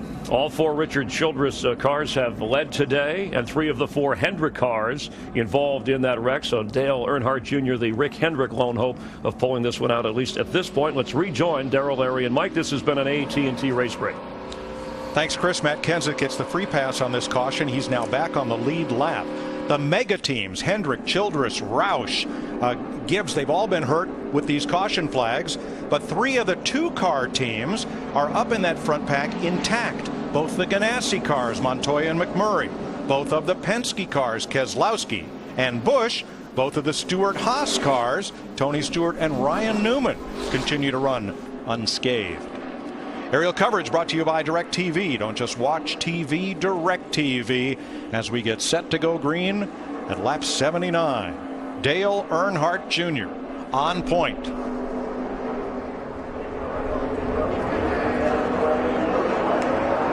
Casey Kane behind him. Boyer and Burton hooking up on the low side. We're back under green. Junior and Kane been working really good together. They've closed on that front group of Boyer and Burton a couple of times. Wasn't able to get by them, but they got a good shot this time as they drag off into turn 1. Now, Casey Kane will be Dale Earnhardt Jr.'s teammate in 2012, moving over to Hendrick Motorsports. This is a 1-year stop-off at Red Bull Racing for Casey. And they've got help from behind with McMurray and Montoya giving him a little extra draft. Folks at home, if you don't know a lot about our sport, and I'm thinking millions of you do, Dale Jr. just took the lead. And the place has gone wild. NASCAR's most popular driver years and years in a row. Dale Jr. is going to come across and lead the Daytona 500 for the second time today.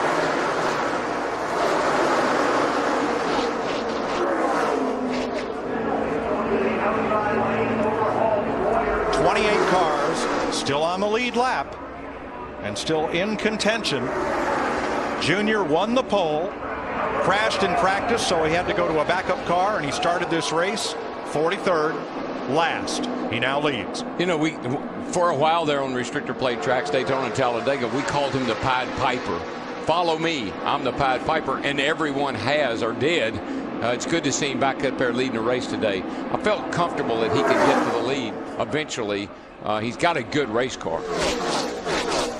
You know, we listened to radio transmission from the Ganassi drivers, Montoya and McMurray earlier. It just takes them a little bit to get hooked up in the right way. On the restart there, you see them on the high side fighting for the lead. Now, a couple cars that have been working together at the front of the field, Kurt Busch and Regan Smith, both spent some extra time on pit road under that caution. Matt and Steve can fill us in. Mike, it's been a full day of issues for Busch as he's now pushing the 78 of Smith. Earlier slid through the pits. Then he had a vibration thinking that a possible brake issue that he experienced in practice had come back. And then when they pitted the car, they saw a huge hole in the nose. They repaired half of it, sent him back out, brought Busch back, and then screwed in a piece of aluminum and then covered it with a huge piece of black bear bond tape. You can see that aluminum, Steve. Matt, issues for Regan Smith in that 78 as well. He had to come down pit road again. He had a side flap for a cowl opening that had broken. The team had to tape that down as well. He lost a lot of positions. There's so much turbulence, and these two guys have really figured this transfer out. You're going to lose some time, but you're trying to make it a minimum as you can. But look at the difference in the speeds. That's just from changing from the swapping the positions, front to first to second.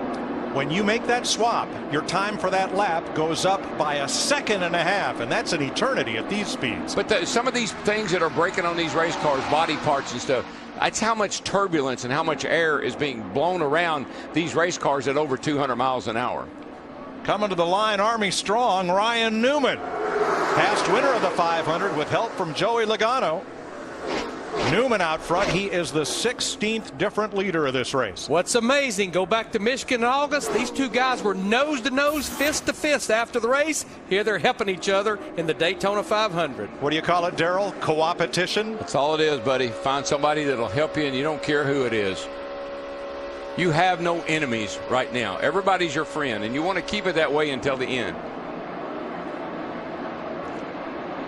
All bets are off. 2 to go.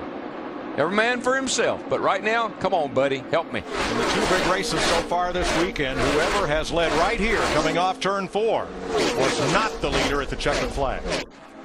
Yeah, I heard guys, they've said it a couple of times yesterday in the Bud shootout, I felt like I was a setting duck. And it seems like off of turn 4 now to the start-finish line, guy in the front is a setting duck. And one of the fellows who said that was Ryan Newman. Dick Berggren. Although chassis and handling seems not to be a factor for the majority of drivers, it has become a factor for Joey Logano, currently running right behind Ryan Newman. His car has been unstable and loose all day.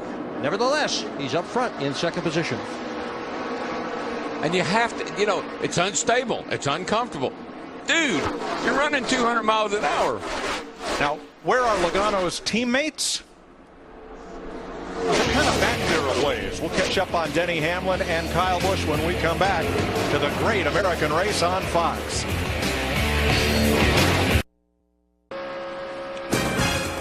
Win a legend and meet one too. Enter for a chance to win a new Chevy Camaro SS and a chance to meet Jimmy Johnson. Visit winyourchevy.com now.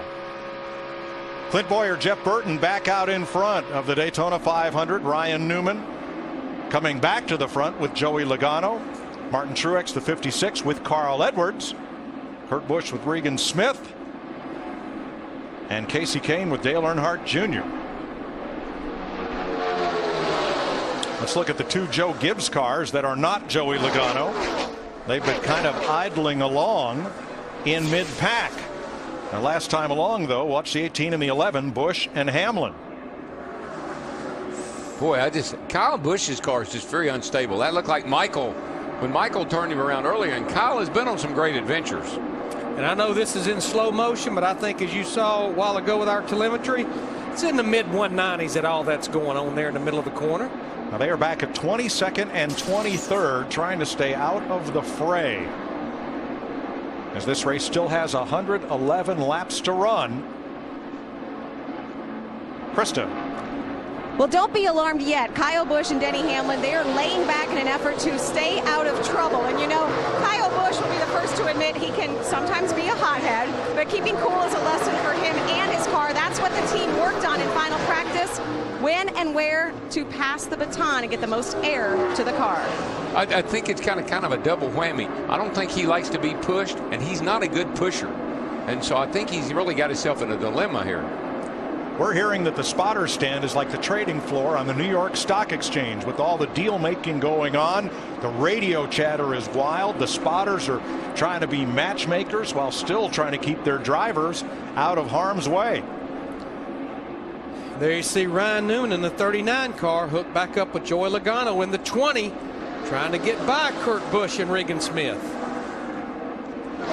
But it's amazing, Kurt Busch and Regan Smith, you got the report that they had problems with their car, had to come back to pit road because they pretty much have been hooked up together the entire speed weeks. Here they're back up there leading the Daytona 500. And listen, you don't race any differently. You know, we had some cars out of the race. I said earlier, you don't know that. You don't race any differently right now than if the whole field was out there racing. You're just racing your little crowd right here. Among the cars that were crashed, Greg Biffle is back on track making laps. So is Jimmy Johnson, Jeff Gordon, David Rudiman, and Brian Vickers. People always say, Mike, after a crash, they'll always say, well, maybe they'll take it easy. Now, they don't know. No. Andy Lally in the garage, the rookie, out of the race. Richardson, Nemechek, Ambrose, Waltrip, Brian Keselowski, Harvick with engine trouble, also J.J. Yelin. You know, Denny Hamlin in the 11 car, he did a 20-lap practice run the other day, and he told me after that, just saw Dave Blaney run over 200 miles an hour, but Denny Hamlin told me after being in front, being pushed for 20 laps, yeah, I was mentally drained, but my arms felt like they were about to fall out of my socket. The most we saw water was about 255. Oil was about 255 as well, and that's when I would bail out. That is the autopsy from Jeff Burton on his engine. He becomes the second Richard Childress car to fall by the wayside after his teammate Kevin Harvick. There's Richard Childress there, and you better believe he's becoming a very nervous man. You know he is. These engines, again, we are working them down here like they've never worked them before. I would get it right back down and bail out. I never thought I'd see over 9,000 RPM at Daytona, and that's where these things are living. Now, Burton talking about when the light came on. Their water temperature gauge has a light built in, kind of like what we call the idiot light on your car, but it's predetermined it's set at a predetermined point, and when the light comes on, the driver knows he needs to breathe the car, get it out in clean air. Burton explaining he was doing that, but the engine appeared to let go anyway. I just believe the weather has caught a lot of these guys out today. I tell you, I think they are seeing a lot of heat in the engines. There's a lot of heat in the track. Cars are not handling quite as good as they have all week. I think the weather is certainly playing havoc with some of these guys. It's almost like the kiss of death for the 2011 Daytona 500 was being the chase in 2010. Almost all of those 12 guys have had a problem of some type of another. They're going to test out the new point system. The ambient temperature is nudging 80 degrees, and that's the first time in the 10 days of Speed Week that has happened. Warmest day of the week. Kurt Busch with Regan Smith, his new fastest friend, in front of the Daytona 500. You're watching NASCAR on Fox. The Daytona 500 on Fox is sponsored by Lowe's. Lowe's, let's build something together. By AARP. Join Jeff Gordon and AARP in the drive to end hunger today.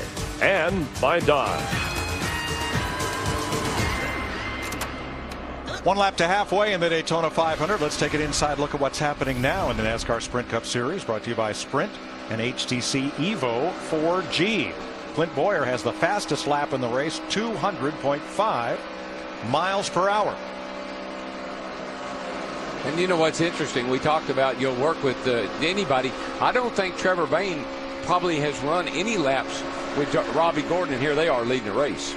Kurt Busch has led the most laps so far, 14. Fuel your inner NASCAR fan with live in-car audio and real-time stats on your NASCAR Sprint Cup mobile and the new HTC Evo 4G, only from Sprint at sprint.com/speed. Robbie Gordon has been leading the 500 with a push from Trevor Bayne, and oh my goodness, here they all come. Yeah, I don't know if it's going to last because here comes Regan Smith in that 78 and his buddy Kurt Busch in that 22. But did you see what Trevor Bayne did? He got way back off of Robbie Gordon. He didn't want to go in that corner 3 wide, pushing Robbie Gordon. Felt like that might not be safe. That is using got a lot of intelligence in that 21 car. Well, it's been 5 years since Richard Childress' team lost 2 engines in 1 race. Here's Dick Berggren. But it has happened today, and there are still 2 Childress cars out there, and they are fast. Clint Boyer, Paul Menard. Their engine's going to be okay, do you think? I hope so. We, this is we're asking a lot out of the engines here for sure, and these are tough situations. To run it all, you got to run them 240 or so, and that may be a little more than we need to be running them. We thought we were well within our limits, but maybe not. But listen, I'm proud of everybody. Everybody busted their butt to come down here and put their best foot forward. We ran well all week, and I'm proud of everybody. I'm disappointed, exceptionally disappointed, but I'm really proud of everybody's effort. He ran well enough. He won his qualifying race on Thursday. Jeff Burton out of the 500 after winning on Thursday. Last year, 12 drivers made the chase for the Sprint Cup. Jimmy Johnson won his 5th straight championship. How are those 12 chasers doing today? Not too good. But for Carl Edwards and Kurt Busch, it's been a long haul for the drivers who made the chase last year. Yeah, that's the order they finished. Of course, Jimmy Johnson winning his 5th consecutive Sprint Cup Series championship. Just past halfway, 99 laps to go. And remember, I think everyone's aware of the fact that we got a new point system. 43 points for first, with a maximum of 48 points if you lead the most laps. Brian Newman, Joey Logano leading the field around. Brian's been lucky enough and good enough to win 1 Daytona 500. How about 2, Matt? Mike, you never know where a driver will find good luck. 2 years ago, Newman wrecked 2 cars here in Daytona. After 4 races, sat 34th in points. While on vacation, one of his crew members named Jay Guarneri saw a voodoo store. He thought, what the heck, I'll try it out. Stepped inside, said, I need something for good luck. He bought a mojo bag. He came back to the next race, told Newman about it. Newman put it in his left hip pocket, reading the directions well, and for the next year and a half, every race he had that mojo bag in his pocket. He won a race and 3 poles. This year, though, they're trying to change up their mojo by going with no mojo. No good luck items in the 39. And DW, I've heard a lot about NASA helping drivers get to victory lane, computers, but never voodoo. Voodoo, you do that, you do that voodoo that you do so well. Ryan Newman, Joey Logano. Newman came up through sprint cars. Logano came up through quarter midgets and caught the eye of Mark Martin, who said that this kid is the next big thing. He's better than sliced bread, and sliced bread became the nickname that hung on Logano's shoulders all the way to the Sprint Cup Series. Made his first Daytona 500 start 2 years ago. What a difference 2 years has made for that young man, Joey Logano. All right, we've all made our picks. Let's check back in and see how your Pizza Hut fan favorite driver is doing. Dale Earnhardt Jr. is 14th right now on the lead lap, running about 2.8 seconds off the lead, drafting with Casey Kane, the number 4. I don't think that they're in trouble. I think this is a little bit of a plan. Dale Jr. was not comfortable the way people were racing in front of him, and he said, I want to ride back, fall back a little bit and stay out of trouble. You know, Mike, we're now 4 laps past halfway, 104 down, 96 to go, and this is the longest green flag run we have had in this race. In fact, we're about 14 to 16 or so laps away from what will be green flag pit stops, something they hadn't had to make so far in this race. Well, that'll be interesting because new this year, only 6 men are over the wall to service that car. Green flag stops coming.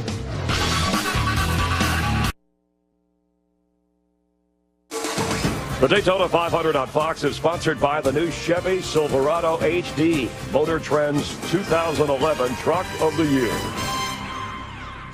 Juan Pablo Montoya has spun off turn 4 to put us under caution for the 8th time today. He didn't hit anything and continued on to pit road. Caution is out. Dick Berggren. Yeah, well, it's not enough to get on pit road fast, Mike. They've told Trevor Bayne not to use his brakes hard because that locks the shock absorber, which makes it hard to get the front tire off. Steve. 4 tires for Ryan Newman this time, Dick. Let's go to Matt. Ever since the damage to Kurt Busch's nose, he's lost the handling of the nose of this 22 car. Right side tires only, and they are going to try to top it off of fuel. Right side tires for Bayne and for Paul Menard. Looks like Menard will get 4, as will A.J. Allmendinger. Really long stop for Trevor Bayne in that 21 car, even getting just right side tires. Robbie Gordon, the first off pit road with Kurt Busch and Ryan Newman. Watch the 42, the target car. Jamie McMurray behind him. Montoya goes around, and what a save at 200 miles an hour. He drives it onto pit road and to the caution flag. World class right there.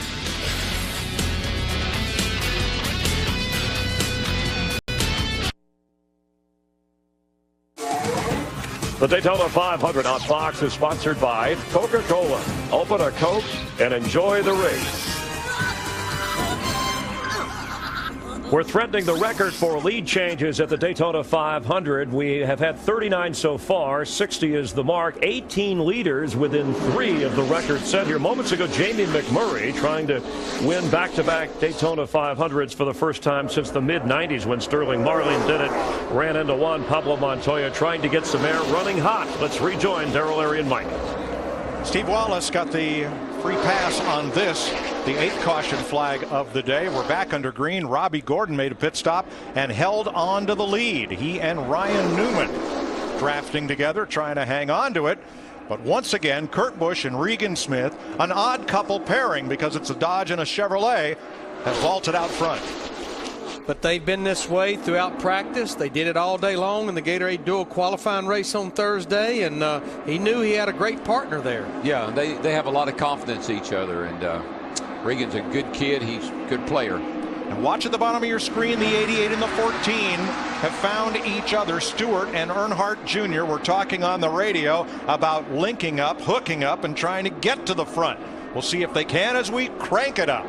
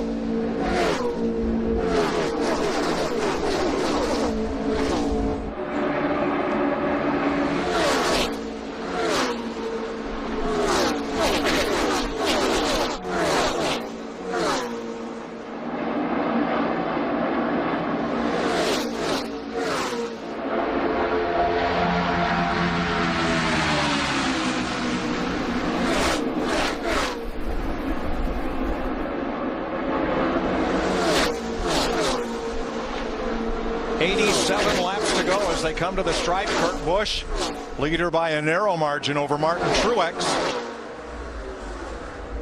2 by 2 by 2 by 2 because the new surface at Daytona International Speedway smooth enough, no bumps, no whoops, so that one driver can push another and have the advantage of 2 cars worth of torque and horsepower to make them much faster than any single car could be by itself. Yeah, there's so many things you don't have to worry about. Don't have to worry too much about handling. The track is fixed out with the new surface. Don't have to worry about tires. Goodyear fixed out with the great tires, and here we are 3 wide for the lead off turn 4. Boyer up the middle. Truex on the high side. Busch on the bottom. Trevor Bayne gives a little breathing room there, and Boyer vaults back to the lead. He and Busch have traded back and forth the honor of leading the most laps, and whoever does gets a bonus point toward the Sprint Cup Series. And Larry, you talk about ECR engines, and here we got the 33 and the 27. They're out of the Childress stables, just like the 29 and the 31, where they're running fine. They don't seem to be having any issues at all. Well, and remember, Regan Smith, the 78 car, has that engine package. But, Darrell, I'm so impressed with that young Trevor Bayne. You talked to him on the pace laps, 20 years old yesterday in the 21 car. Whenever they get 3 wide, he gives some breathing room to that car in front of him. Yeah, he backs out of a hole. If he sees something he doesn't like, he's smart enough to know to get out of there. Kurt Busch trying to lead this lap. Robbie Gordon on the outside with Joey Logano, and Busch leads another one. This may not be the most physically demanding race of the year, but it is certainly the most mentally taxing. We asked last year's winner Jamie McMurray about that. Mentally draining. This will be as bad as it gets, and it's going to be worse this year. It's going to be twice as bad this year as it was last year, because it's about 2 cars being hooked together, and you're not only driving your car, but you're trying to know what the guy in front of you is going to do, and also what everyone around you is going to do. I know after the 150, I laid down at 8 o'clock at night, and I told Christy, I was like, I'm going to sleep. And she said, well, you didn't really do anything today. You know, all you had was the 150. I said, I'm really tired. I said, that's mentally draining what we did today. And she kind of giggled, and she's like, wow, I can't wait to see how you feel Sunday. Apparently sounds tired just talking about it. He was tired anticipating it. I think that's what it was.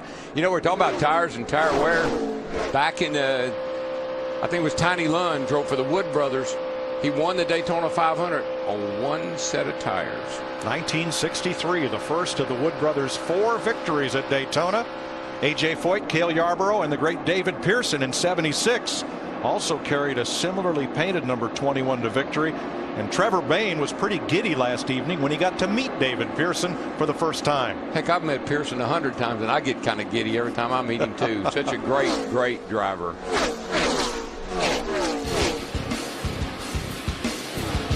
Kurt Busch, Regan Smith, Clint Boyer, Paul Menard, Robbie Gordon out front of the Daytona 500 on Fox.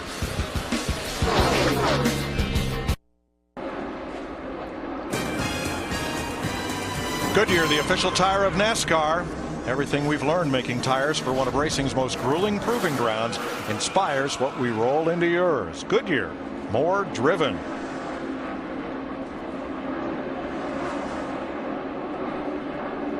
Martin Truex, Trevor Bayne out in front of Kyle Busch, Joey Logano, Mark Martin, Ryan Newman.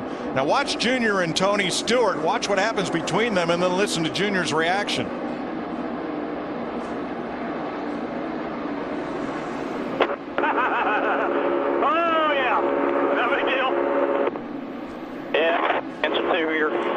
I got to get some more air here. No pressure, clear by about 20 back there. Clear by 20. These two are the best of friends racing nose to tail. Stewart finished second to Dale Jr. in the 500 in 2004, and they are favorite drafting partners in the Saturday races here. We need to get back away from him, let him get slowed down, and then we need to smoke by him and get on. Bye, man.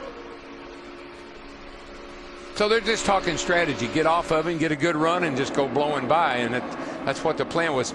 But Junior, I've heard him say all race long here, I don't want to be up there in all that fray right now. I want to be back here where I got a little bit of a safety zone. But they're back in 16th and 17th, Larry. Name me another sport where you communicate strategy with the guy you're trying to beat for the biggest event of the year. I mean, we're seeing it all over this racetrack all day long. I mean, you steal signs in baseball, you get a pitch in the ear. Sure. Oh, you'll play nice right now. I wouldn't depend on it at the end of the day. We talked earlier about Regan Smith, who has been with the leaders all day. Now his number 78 is out of that lead pack and back at 8th place. Steve? And Mike, Larry just talked about the understand the caution out. Back to you, Mike. Yellow flag as Travis Kvapil limps onto pit road. And back to Steve. And Mike, you were just talking about Regan Smith in the 78 and the fact that they have an engine program with ECR. They just told Regan, do not run part throttle. Repeat, no part throttle, and that comes from the engine department. And what that does is when you're part throttle, it leans the engine out. If you're wide open, you're sucking max fuel. When you got it part throttle, the engine wants to detonate. It doesn't have a good flow of fuel going into it, and it'll cause it to burn a piston. And that's why I go back to what Darrell said earlier. The guy that's up there by pushing, he can't roll out of the throttle. The guy in front needs to do that trail braking, but stay wide open on the throttle. And Darrell, let's don't forget, we're racing a new fuel today. This is the hottest temperature we've seen all week long. And you know how when you start trying to fine-tune these race cars, if you get the timing in the mixture a little off because of the heat temperature, and plus the engines maybe run a little warmer, all of these things could be a mixture for disaster, is about what it works out to be. I think you're right, Jeff, and I think this, again, it's hotter today, and it's been the whole week, and I think it's kind of catching some of these guys out just a little bit on their engine tuning. So with 76 laps to go, they'll open the pits for fuel and tires if needed, and there'll be at least one more pit stop in this race. Next Sunday on Fox, the Subway Fresh Fit 500. We go from Daytona to Phoenix, and the 1 Mile Phoenix International Raceway in the desert. So here they come for what could be the next to last pit stop of this Daytona 500. Steve Burns. Mike, DW just talked about the increased temperature here. Clint Boyer said, man, please give me a cold water. They're also going to go fuel only for Clint Boyer, Dick. Martin Truex is going to pit. He's not going to take tires on this stop or the next one or the one after that. They're going to run this set of tires for the entire duration of the Daytona 500. Not many tire changes among the first ones to pit road. Joey Logano is going to take at least right sides. Krista? Same strategy for his teammate, Kyle Busch. Right side tires for Kyle. Matt? 4 tires for the 22 of Kurt Busch. He says the vibration is slightly getting worse with each stop. He also noted that the screws that are on the front bumper, the repair job, is just eating up the rear bumper of the 78 of Smith. Brad Keselowski got right side tires. A.J. Allmendinger gets 4 as we're under caution in the 500. The Daytona 500 on Fox is sponsored by the new 2011 Ford F-150. Built Ford tough. Boogity, boogity, boogity! Let's go racing, boys! Yeah, boy, we're doing good, man. I'm happy. Ford's trying to get in behind you, making it 3 wide, buddy. 3 wide. Right in front of us, man. Right in front of us is a blown engine. Get down if you can. Get back up. Get back up. 9 car is spun. We're spun around over here, guys. Back to scattered pods, like little tadpoles running around here. 74 laps to go. 8 cars out of the race. 26 cars on the lead lap. David Gilliland got the free pass. They're calling off the restart. You see the lights on atop the Chevy Camaro SS pace car. And they'll run one more lap under this caution. You know, Mike, I was just thinking about all this communication, driver, spotter, other drivers talking to other drivers. Wouldn't you call that social media? I mean, it's almost like Twitter, you know? Until the last lap when it becomes anti-social media. Then it becomes mass media. You know, we have watched Juan Pablo Montoya and Jamie McMurray, the 2 Ganassi cars, work together all day long. Montoya got in trouble on that 8th caution back on lap 107, and he lost touch with the pack. What we watched for about 8 to 10 laps before that caution we just had there on 123, Jamie McMurray had basically almost come to a stop on the racetrack waiting on Montoya to catch up with him. They just had got back together when that caution came back out. But while Jamie was coasting around, Kyle Busch wanted to play Let's Make a Deal. Hey, Jamie, it's Kyle. You got me? Yeah, 10-4, I got you. You're going to have to be careful pushing me because I got too much bear bond on, so it's going to have to be board square. That's 10-4. I'll be careful. Jamie, we're going to go get the 42. Lawrence, Kyle, I got to go back and get Juan. We had a deal earlier, okay? Yeah, 10-4. Go ahead. All right, you see the black on the back bumper of Kyle Busch's. That's what they call the bear bond, and why do they explain that? Well, it's sticky. And what he's saying is your bumper will not slide across my back bumper, and we could get kind of hooked up there just for a second, and it could spin me out. So he doesn't want him. He wants him to push him square. Don't be sliding across the rear of the car. It's like, listen there, air traffic control. No wonder Bob Osborne has a headache. I'm telling you. Introducing Car Warriors, the most anticipated show of the season. A team of all-star mechanics takes on a team of average Joes. You've got 72 hours to build the ultimate ride. It's the most exciting new show on TV. It premieres Wednesday, 9 Eastern, 6 Pacific, only on Speed. We'll look for the restart this time. On the inside, 56, is Martin Truex Jr. with rookie Trevor Bayne right on his bumper. On the outside, teammates at Richard Childress Racing, Clint Boyer, along with Paul Menard. Add Kyle Busch, Ryan Newman, Casey Kane, Carl Edwards, Dale Earnhardt Jr., and Joey Logano to the top 10. Green flag. 72 laps to go. Another thing I just heard, there's a lot of concern, obviously, in the Childress camp. Don't get the engines hot. You've got to keep changing positions because you're getting too much heat in the engines. No part throttle. Don't get them too hot. Nurse these things home. Being out front doesn't hurt anything.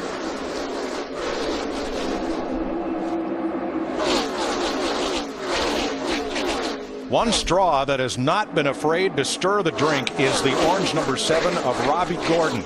He has no teammates in this race. There's Gordon right in the middle, now sweeping up high.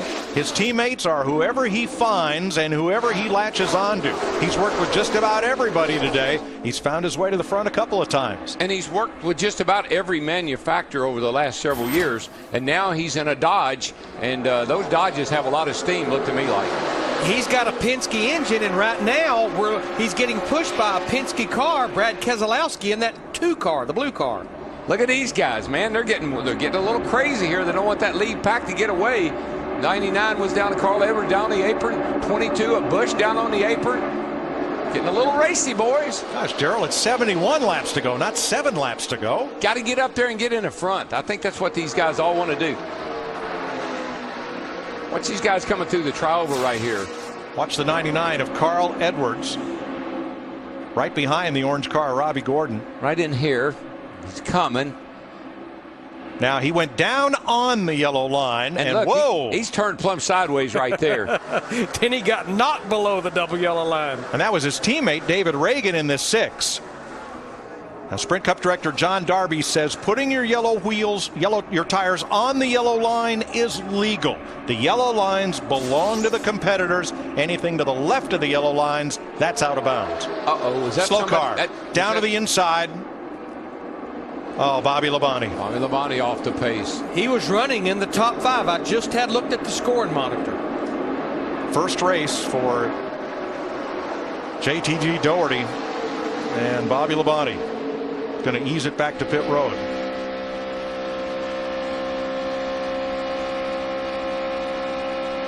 So Carl Edwards and David Reagan are drafting along at the bottom of your screen. They're coming up to Kenseth and Biffle, their other Roush teammates. Bonk. Carl says, let me show you how that feels. So, but I didn't do it.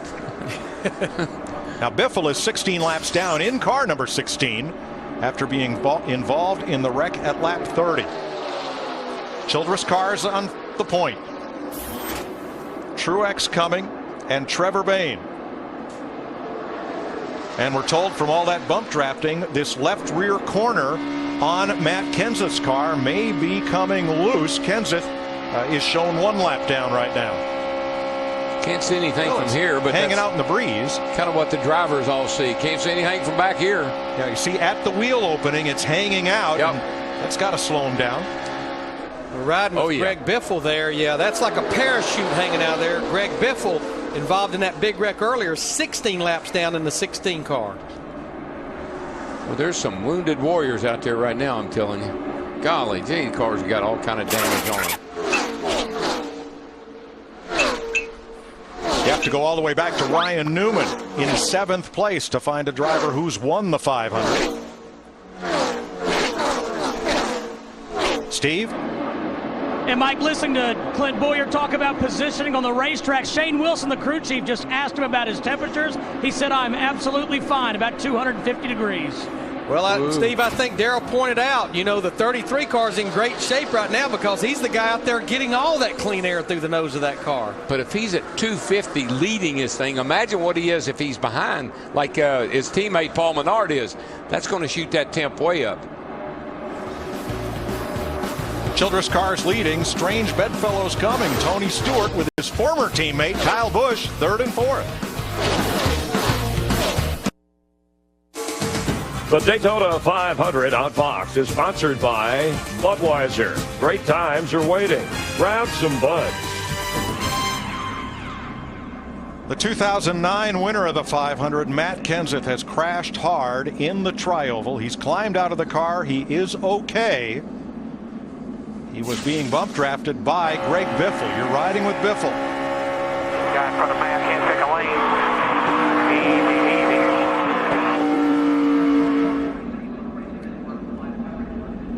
I think Biffle was trying to go down to get him behind Matt and just mistimed it a little bit, clipped him in the right rear and shot him into the outside wall. And again, see all those styrofoam blocks?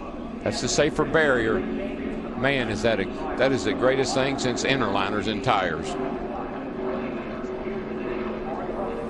Again, Matt Kenseth climbed from his car. He was okay. Here's looking back from Joey Logano.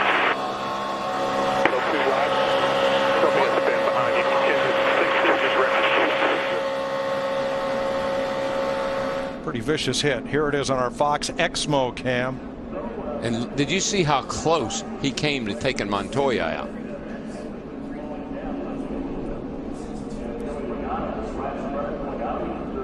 Tenth caution flag of this Daytona 500. It comes out with 64 laps to go and 26 cars on the lead lap. We saw Bobby Labonte slow earlier. He was trying to get out of potential trouble, picked up another drafting partner. His number 47 continues on okay.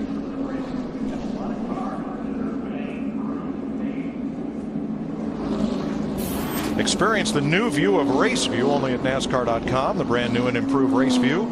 Perfect combination to your TV. Featuring upgraded virtual video, new camera angles, live in-car audio. Customize your entire experience and get started at NASCAR.com/raceview now.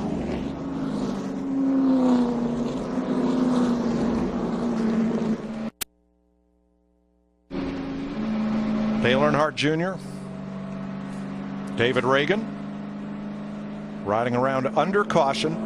The 10th one of the afternoon. Mark Martin, who is 1 lap down. Jimmy Johnson, 20 laps down after being involved in the big crash at lap 30. Jeff Gordon was also in that 17-car pileup. He is now 32nd, 35 laps down. Greg Biffle. Biffle 16 laps off pace when he got into the back of his Roush Fenway teammate, Matt Kenseth. That green flag you see waving there, that tells the drivers that the pit road is now open.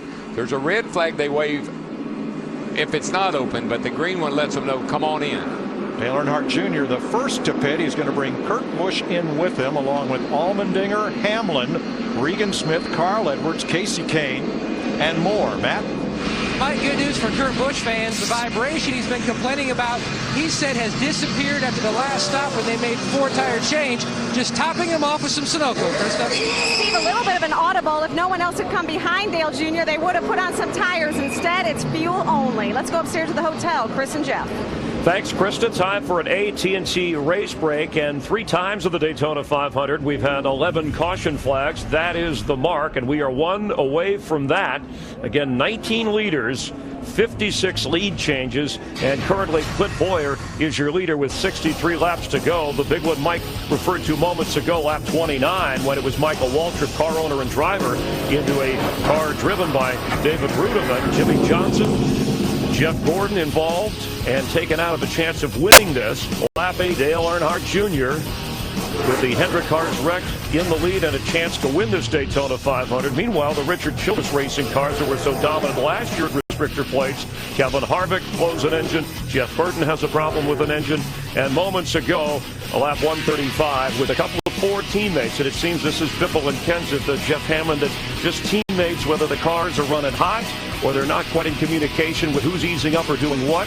but it's tough to stay in concert as they go around and race and try to win this thing. Yeah, it really is. I mean, we just saw there Greg Biffle 16 laps down. His teammate Matt Kenseth, he's been hanging in there all day long after getting caught up in that wreck, in and out of the lead lap, and all of a sudden now he's totally out of the race. I mean, it's just a crazy, I guess you might say, Daytona 500 so far. Yeah, well, they said it would be unpredictable. Now, Clint Boyer, who is currently the leader of the last 2 Daytona races, he's led with 10 laps to go and wound up not winning the race. The leader at the halfway point, who in this case was Martin Truex Jr., has failed to win the last 18 Daytona 500. So the unpredictability continues, but a little bit of irony with the Richard Childress car out in front after the engine problem. Well, you got him really 1-2 because Paul Menard is now that 4th team at RCR Racing. The key thing is right now, both of them are running the Earnhardt Childress engines. They've got to pay attention to their gauges. Now, Chris, we were talking about earlier, this right here is probably going to be the hardest Daytona 500 to win because mentally and physically it's wearing you down. Now they've got a mandate coming down saying you got to watch your gauges even more so,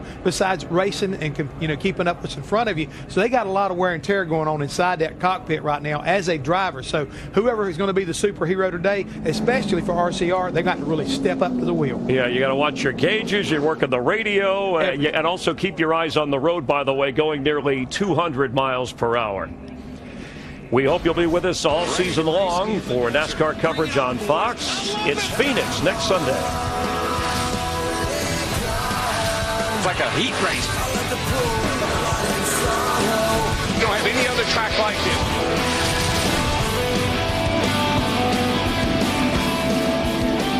And let's check a look at pit road, see which pit crews have been fastest out there. The fastest pit crew updated all season on AT&T and AT&T customers. As soon as the checkered flag drops, you can, from your AT&T phone, text the car number, the crew you think will be fastest, to 234567. Reply OK when you're asked. And we'll continue with the updates. The AT&T Fastest Pit Crew Award brought to you by AT&T, the nation's fastest mobile broadband network. And meanwhile, Mike, we still have both the Busch brothers, Kurt and Kyle, staying calm and in the hunt for this 53rd running of the Great American Race.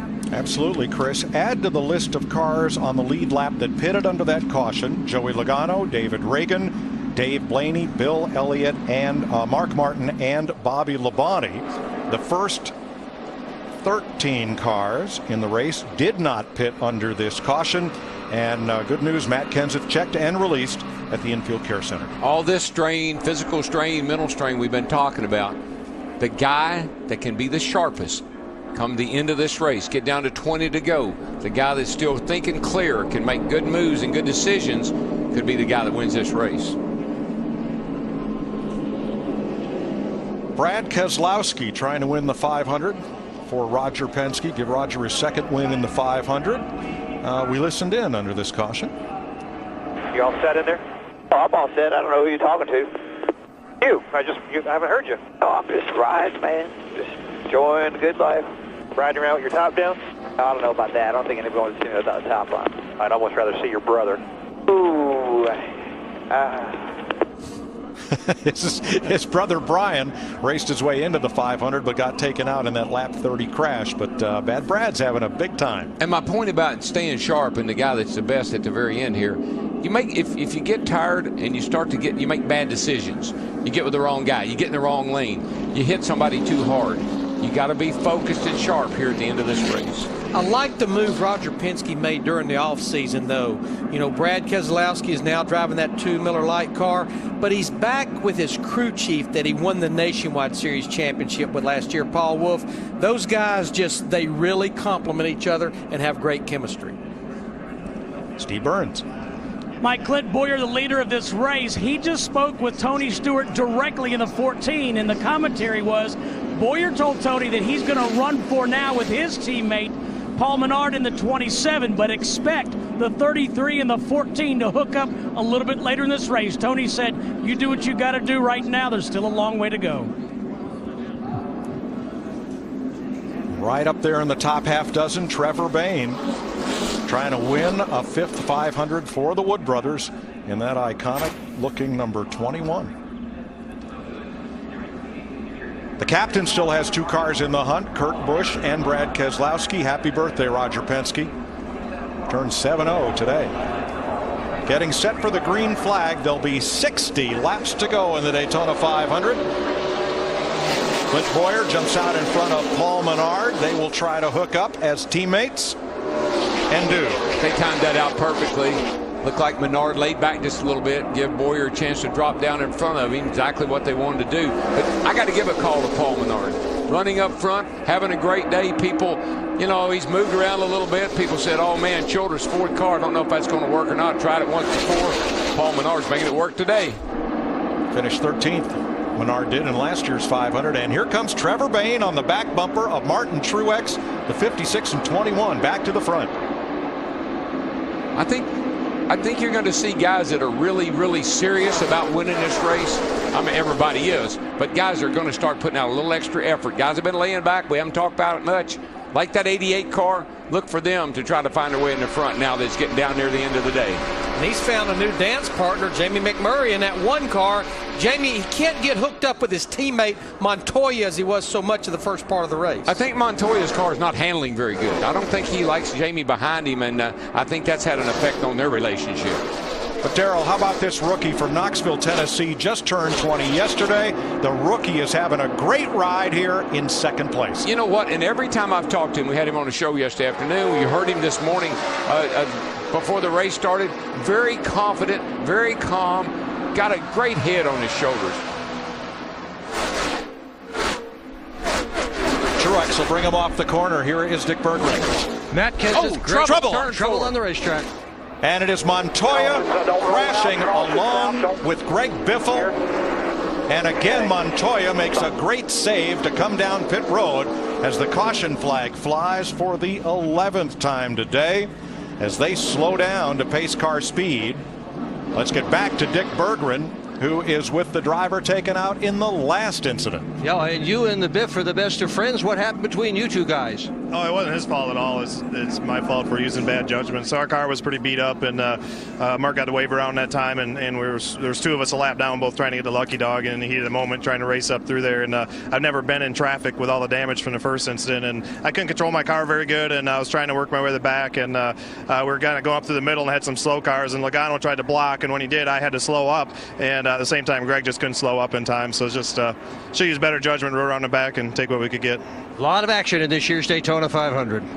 Thank you, Dick. This ties the record for caution flags in the 500 at 11. Top of your screen, here they come off turn 4. Well, I think you got to remember something too about that 16 car. It's been wrecked once, and so it's not handling all that great. And Montoya just got into the back of him. And you know, Larry, one thing, and Mike, these guys have been so complimentary of each other. Oh, it wasn't his fault. Just racing. Look at that yellow car of Kurt Busch dive to the inside and escape down pit road, as does Ryan Newman. So much of that has to do with this fresh asphalt. It has a ton of grip. You can turn that car just dead left straight down pit road. Fresh grass doesn't have much grip at all. Still clear about 3 out back. Montoya pushing. And he turned the pit on. On pit road now. In the grass. Take it easy. Nothing's coming at you. Hold her down right there. Nothing. And on our Fox Exmo cam, we were talking about synchronized racing. That's synchronized spinning right there. Look at Montoya, the car control, locks the brake, waits on it, unlocks the brake to make the turn to pit road while Biffle is headed for the grass.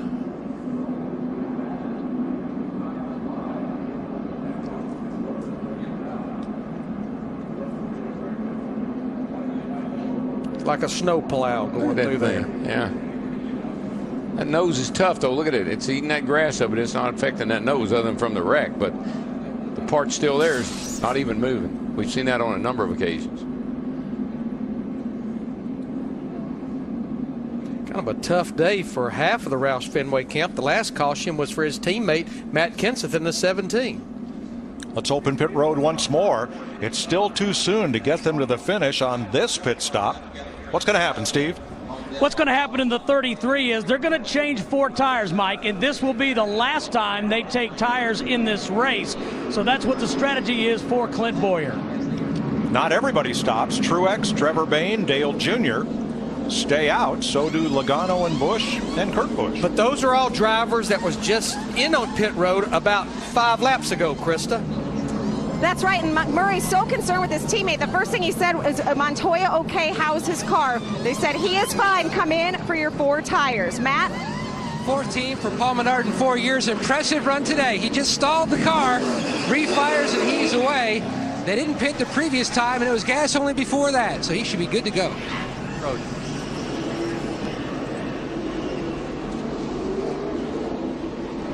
Looks like 13 drivers stayed on track, led by Martin Truex Jr. We had so much fun watching Cars that Cars 2 is going to be released nationwide in June. Spies, intrigue, European racing.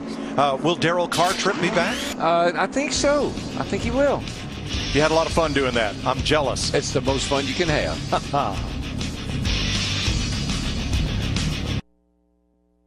The Daytona 500 is sponsored by Goodyear, the official tire of NASCAR. Goodyear, more driven. By Disney Pixar's new 3D movie Cars 2 in theaters June 24th. And by AT&T. Rethink possible.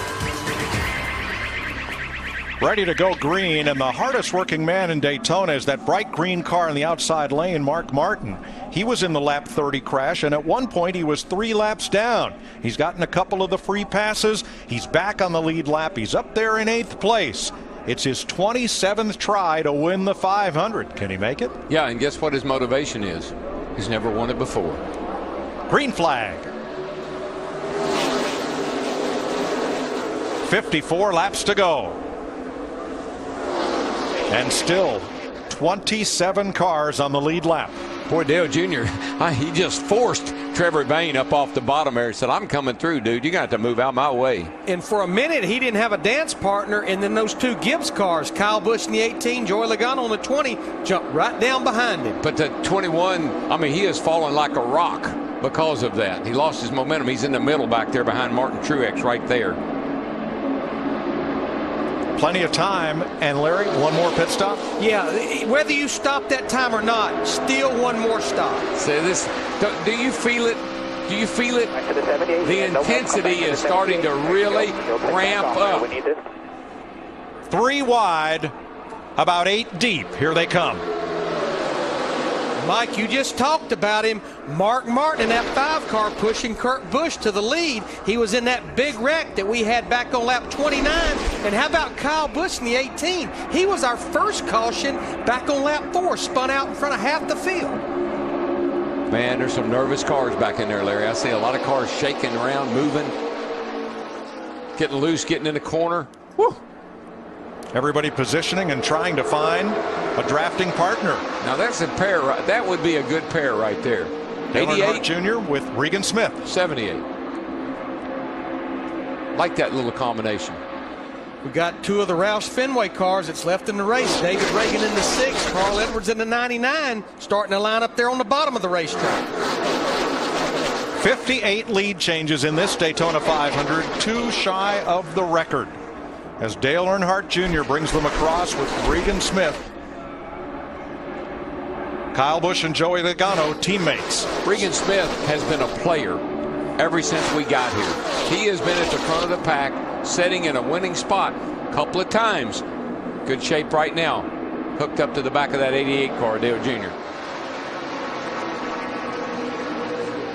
His best career finish, Smith's best career finish, 12th 3 times.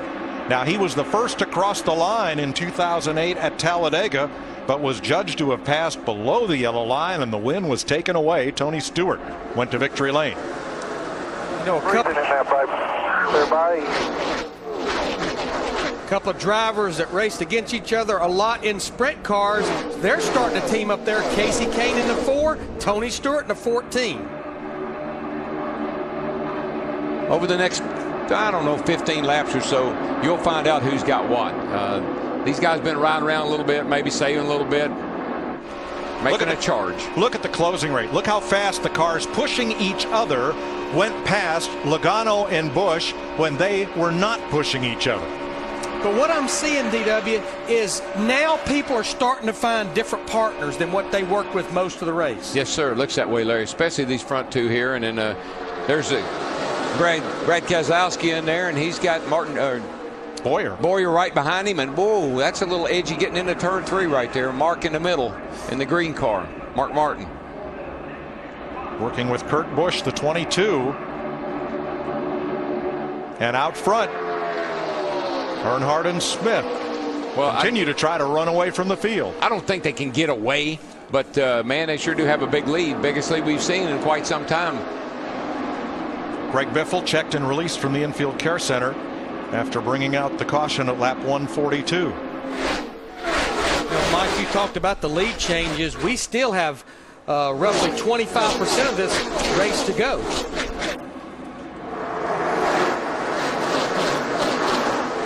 "19 different leaders, 2 off the record. 58 lead changes, 2 off the record." Let's check back and see how your Pizza Hut fan favorite driver is doing. Well, we don't have to check back, we have to check forward. Dale Earnhardt Jr. out front. You know, Dale Earnhardt Jr. told the media earlier in the week. 56 and 21 are going to get up beside that 2 and 33. There are 3 behind him with a run, 2 behind him, big run behind him now. They're almost to the 78. So make sure you stay in his bumper there. Side by side, 2 back from him. 56-21 on the outside, 2-33 on the bottom. He's still clear. 56-21 got a big run on the outside. Just make sure they don't pull you apart. Big run coming on the outside from them 2. There's still 2 behind him. 1 behind him. 1 behind him. I'm going to watch him in the corner here. Make sure you guys stay attached. That's what they've been doing to people. 3 behind you, 3 behind him, 3 behind him, side by side back there. Still good job. Sounds like a horse race. Well, actually, it sounds more like air traffic control. The calm voice of the spotter giving you all the information without any of the excitement. But there you see 93 races since that last win. He told the media, I just know with the right formula, the right chemistry, and communication, which I think you'll have with what was the 24 team last year, he said, I can get back to where I was a few years ago as far as winning races. Around the outside and to the lead comes Ryan Newman with Denny Hamlin's Toyota pushing Newman's Chevrolet. 47 laps to go in the Daytona 500 on Fox.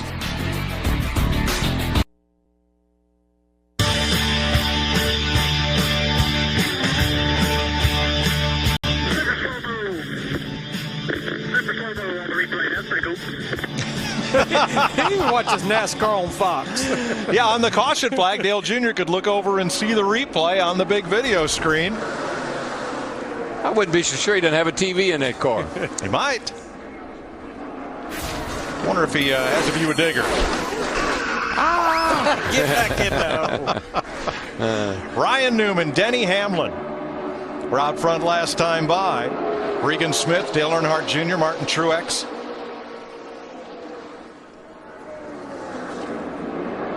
Regan Smith now hooked up with Earnhardt Jr. Get right here for long, boys. I'm telling you.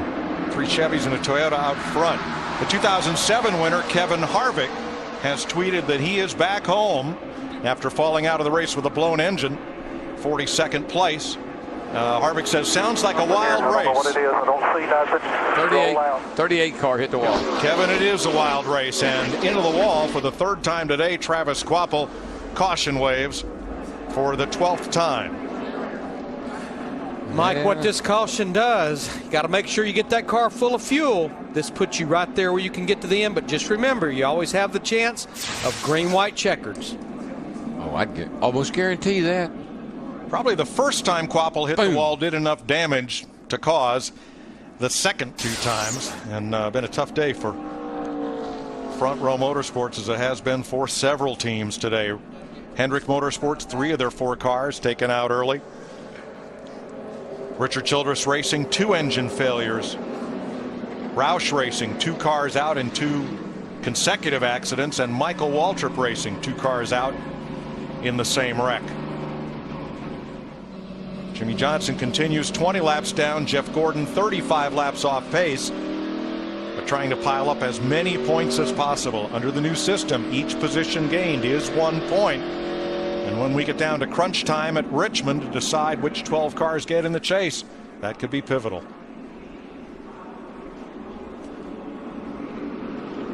pit road was closed that time, so every lap they run now, that will put probably about everybody coming to pit road and put some in the fuel window to make it to the end. Going to give me any tires, or are you just going to make me finish on these? You got what you got, partner. All right. And that right front torn apart in Travis Kvapil's car. That is some cool shots, though. Wow.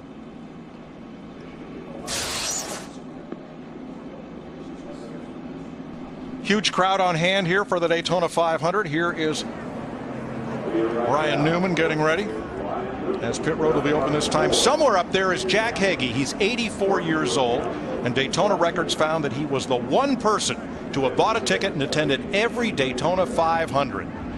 Last April he had a fall. He hadn't been feeling well up in Lexington, North Carolina, but this week the doctors cleared him, and Richard Childress Racing's David Hart got him on one of the team planes to come down here and keep his streak intact. Aw, that is so cool. Got his picture made earlier in the day with Richard Petty, the king. So hats off to Richard Childress and his team. Just another example of how the folks in racing band together and do good things often unnoticed for a lot of folks within and without the sport. Well, this is a good break for these guys. Get their breath, maybe get a drink, wipe the sweat off your brow, sit up in that seat, tighten them belts up, Larry. I think that's what they all better do. Because I think things are getting ready to pick up. We've all been here a long time coming to this racetrack, but one of our spotters, Larry Dye, this is Larry's 50th Daytona 500. And his 30th on the roof for either CBS or Fox or whoever's televising the race. Okay, pit road's open, and here they all come, Steve. Mike, fuel only for Ryan Newman. Crew Chief Tony Gibson said, leave on me, old man. Fuel only for the 39 of Ryan Newman. Krista? Dale Earnhardt Jr. will arc in a little bit to avoid debris on pit road. We need 5 seconds of fuel. Crew Chief Steve Letarte told him, so let's go ahead and put on right side tires. The lefts are staying on all day. Matt? Topping off the 22 of Kurt Busch with fuel. He says he just wasn't feeling the mojo, so to speak, as he told Steve Addington, working with Mark Martin. So look for Busch to possibly work with the 78 of Smith this next segment. And I believe Brad Keselowski missed his pit. He couldn't get in it. The 21 was in, the 20 was in. He couldn't get into his pit box. 32 car got down here, got turned around in his pit box. This whole thing it's confusing to me because this pit road is wider and better than it's ever been. Hamlin's coming out. There's Trevor Bayne just squeaking in. Keselowski trying to get to his pit. Can't make the turn. Couldn't do it. He locked up the brake to miss Hamlin.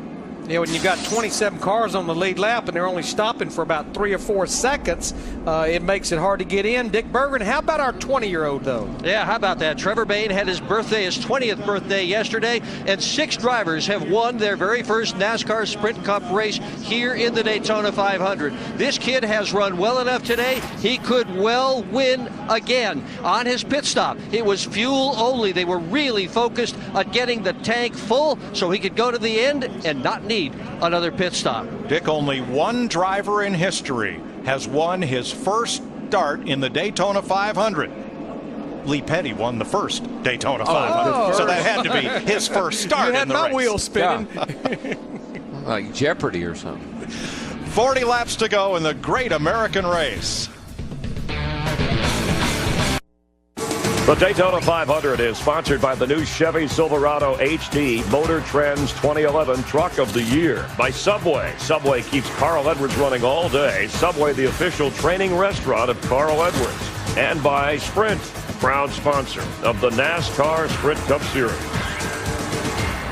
39 laps to go. You're watching a record-setting day in this, the 53rd running of the Great American Race, the Daytona 500 on Fox. We've had 62 lead changes, a dozen cautions, and the swap meet going on. Drivers teaming up and moving around has been affected by a number of things, Jeff Hammond, including heat and cooling cars, and our heat seeker cam points that out very well. Yeah, it really does. And we got right here a great illustration, the 4 car being pushed by the 20 car of Joey Logano. And as they come through that pack right there, we'll notice real quickly as we stop right here, if you will look on the front of the 4 car, that little orange area indicates it's cooler than what the back car of Joey Logano is, which is all white. So, Chris, again, the car out front is a lot cooler than the car in the rear. Anytime you're behind like this, you have no air going through the front grille, you're going to get hotter, and that's where some of the guys have had problems with engines today because of that. And right now, Ryan Newman, who won the Daytona 500 in 2008 and is out in front. Remember, he said back in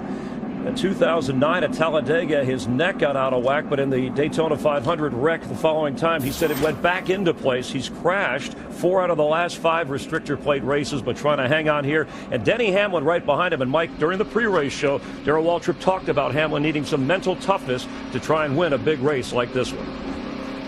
Well, Chris, he's had a tough week. He's had a couple of crashes and spins. But now all that's on Denny Hamlin's mind is that Harley Earl Trophy to the winner of the 500. 3 Toyotas and a Dodge among 7 Chevrolets in the top 10 as we get ready to restart. 37 laps to go. They have enough fuel, they have enough tires to make it to the finish. Do they have the mental toughness to stand there in victory lane and pick up one of the most coveted prizes in stock car racing? Hamlin's car has the speed. We know that. And he's in a great position right now. Let's see if he can stay there. Dale Earnhardt Jr. behind Ryan Newman. They both know the way to victory lane in the 500. Green flag. 37 laps to go.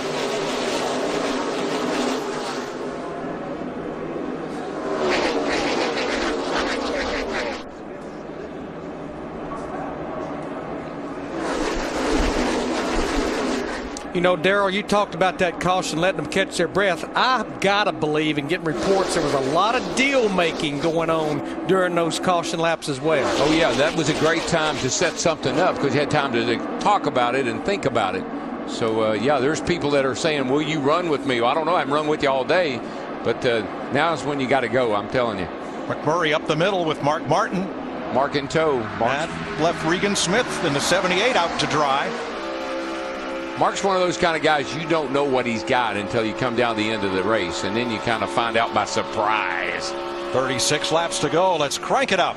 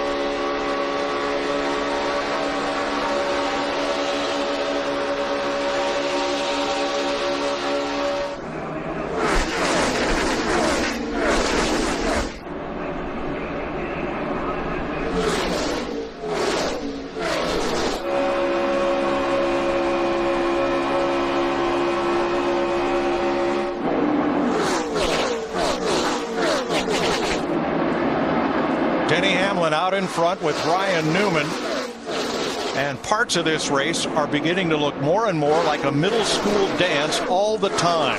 During the caution, Carl Edwards asked the 18 Kyle Busch to draft with him. Busch politely declined because Trevor Bayne had asked him first. It's like a prom dance. Will you dance with me? No, I can't. I came with him. Sorry.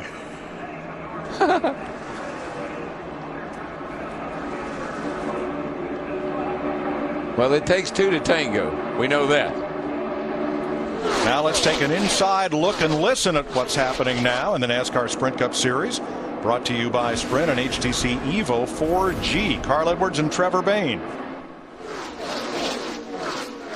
You got me, Trevor. Oh, trouble. Yeah, who's this? Turn 3. Hey, bud. Into the wall goes Kozlowski. They were 3 wide getting in there. I was just about ready that there was going to be trouble in turn 3, and sure enough. And there's more. Another car involved after Is that trying Regan to drive Smith? out of it, and it's Regan Smith. I thought it was. Did he hit anything? It looks pretty clean. I don't think so, Darrell. I think he just got turned around. Slowed up and got turned around. So caution is out again. Record number of cautions. This is number 13. Yeah, they were getting wadded up going into 3 over there, and then there were 3 wide, and oh, look at Brad's car. It's killed. You can see right in here, there's just a big wad of cars, and Robbie Gordon. Like Robbie got into the back of Brad. And you know, you just can't say what happened. You don't know if Brad had to lift. You don't know if he was trying to change lanes. That's what sent Smith to the infield. He got down there and hit Joey Logano in the 20 that got into the side of Regan Smith in the 78. Yeah, I think that's a pretty hard lick on that 20 too, Larry. Robbie gets a little contact. Oh, Tony, big miss right there. Great job there. Look at Montoya. Once again just slips by. Then as he comes down the track, when he comes down the hill, this is when trouble. he's going to get into the side of the 20 car. Right there. Look at Stephen Wallace in that 77. What a job. He missed one. What a job by him, though. Yay! Right here in front. Stay low, stay low, stay low, stay low. Just check up, stay low. Get on the apron, get on the apron. Ah, that sounded pretty hard.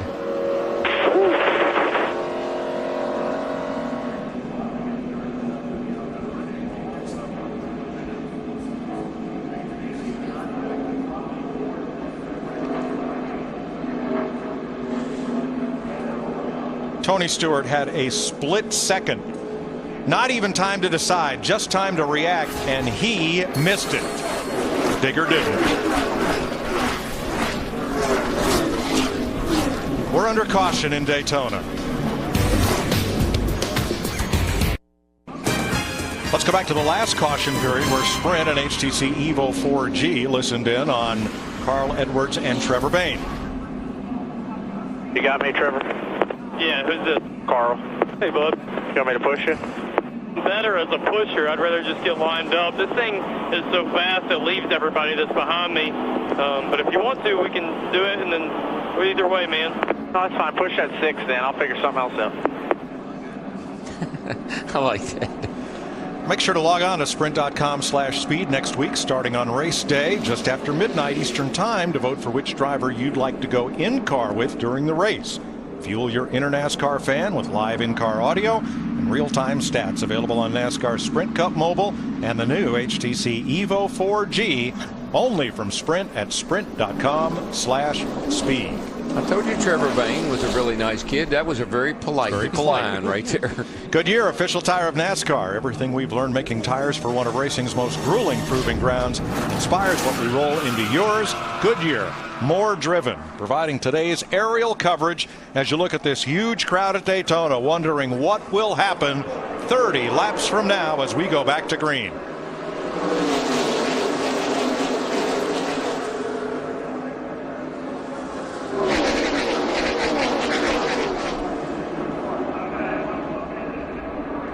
None of the first 16 drivers stopped under this caution flag. Newman, Reagan, Bayne, Hamlin, Earnhardt, the front 5, and here comes Junior. Boy. And he did that without a push. Without any help. Man, did he shoot the gap. Woo. Boy, that's a show of strength. Maybe he is the Pied Piper once again.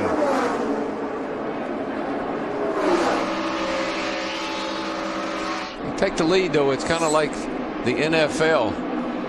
Not for long.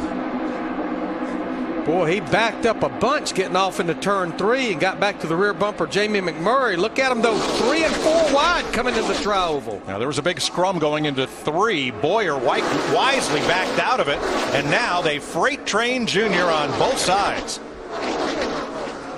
The middle worked getting up to speed, but not so hot once they get going.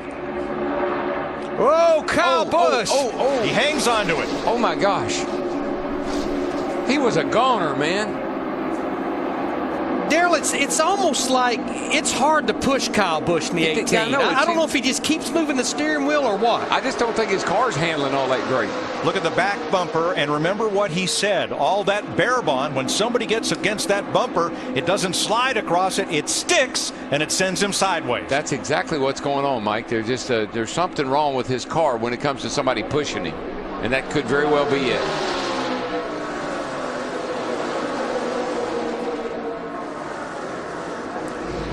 Joey Logano heads to pit road. We look forward to the Subway Fresh Fit 500 next Sunday on Fox. A whole different kind of racing on the 1 mile in the desert.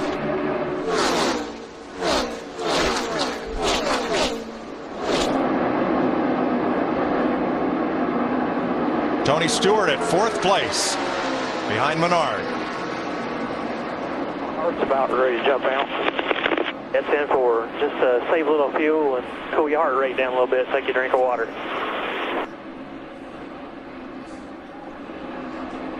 Tony Stewart's a tough guy. We know that. And when Tony Stewart says that he is white-knuckling it around here and his heart's about to jump out, that just tells you how scary and how brave these guys are to be able to do what they're doing. Tony Stewart now has 12 wins in speed weeks, counting yesterday's 300-miler. He has won everything but the Daytona 500. Got 27 laps to change that.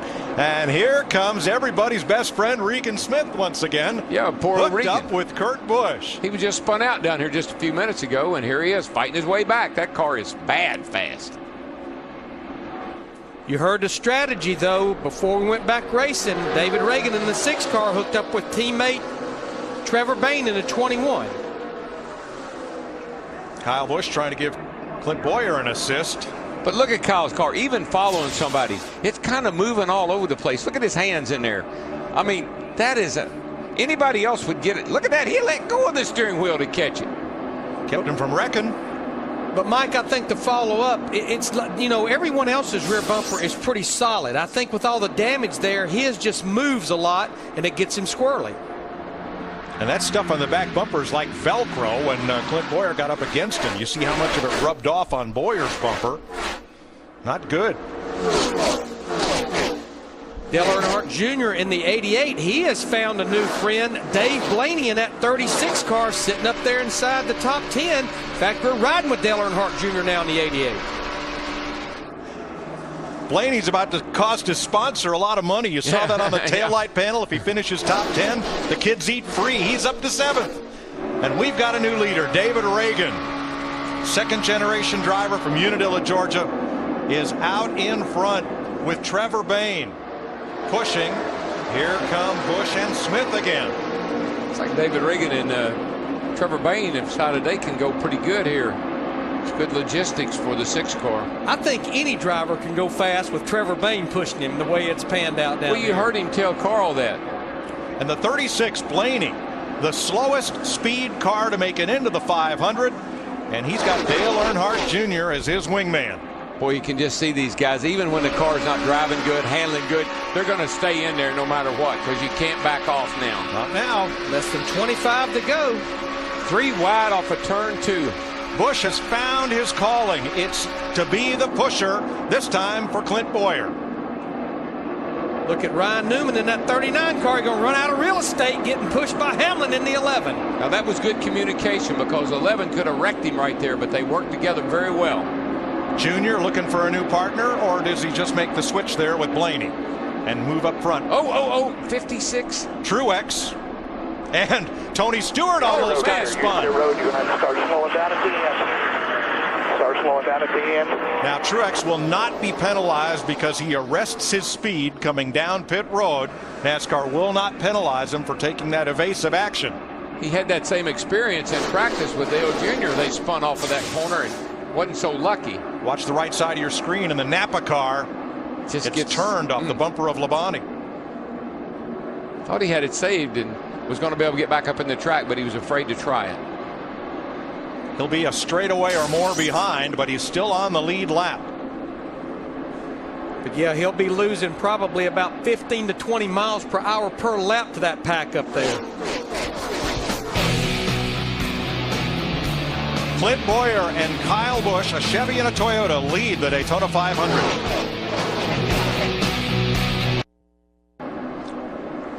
Inside 20 laps to go. And still a tight pack at the front of the field. 8 cars battling for the win in the Daytona 500. Ryan Newman holding back. The 11 of Denny Hamlin pushing. Here comes David Reagan and Trevor Bayne in the 21. And on the outside, Clint Boyer and Kyle Busch. Yeah, don't. South. Fourth car in the wall. Caution out. Turn 4. Caution's out. Casey Kane into the wall, and we're told that the defending champion of the 500, Jamie McMurray, is down a cylinder. Yeah, he went by here sounding really, really bad, really ragged. Watch the number 4 of Casey Kane.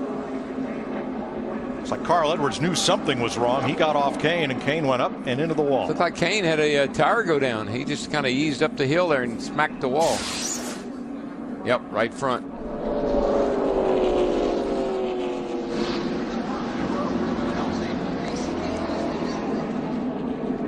Edwards also coming to pit lane before the pits are opened. Larry, nobody needs fuel or tires, but with the possibility of multiple green-white checkers, if you're in the back half of the lead lap, do you want to top off? Mike, we've had so many cautions since most of those guys pitted with 40 to go. And remember, cautions to green is about a 2-to-1 ratio. I think they've saved more than enough fuel, even if we have a couple of attempts. And I know you won't believe this, but this is one time when new tires will slow you down. The longer you run these tires, they wear down a little bit, just the faster they go. They don't lose any grip, and they just keep getting faster. 18 laps to go as we work the record 14th caution of the Daytona 500. Every Sprint Cup race this week has had record lead changes, from the Budweiser Shootout to the Gatorade Duel to the 500. 69 lead changes today. Everybody take a deep breath. We're going to take one break and then bring you commercial free to the checkered flag in the Daytona 500 on Fox.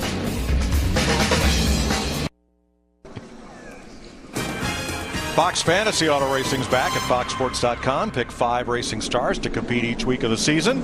Compete in groups with friends or other racing fans. Are you up for the challenge? Go to foxsports.com/fantasy. Now, Carl Edwards backed off of the 4 of Casey Kane. Perhaps he had that flat going down in turn number 3. Yeah, he was slow in that corner, and then the Ford just happened to wreck right in front of him. But I think I see why now. No, we're told that Carl ran over the brake rotor that came off Casey Kane's car. And that's how he got that flat. I think you see it right there on our Fox Heat Seeker. You can see the flat here, all nice and hot, and then the wheel was hot. That's okay. a flat. I see the lights out on the pace car there with 16 laps to go. We're going to settle this with 24 cars on the lead lap. Edwards the last of those. Ryan Newman at the front chooses the outside lane. Denny Hamlin is second. David Reagan in the 6. Trevor Bayne, the rookie, in the 21, trying to give the Wood brothers their first top 10 finish since August of 2008 at Watkins Glen. You might want to tape that TV to the table here, folks, because it's getting ready to get a little bit wild and crazy. Worthy of note, A.J. Allmendinger and Richard Petty's 43, 13th, and on the lead lap, Dave Blaney 12th. Stephen Wallace 16th in his first 500. David Gilliland for front row is 17th. They're all on the lead lap. They're all trying to win the 500, and green flag with 15 to go. It's all about timing now. Got to time it where you're out front, coming to get the white, coming to get the check.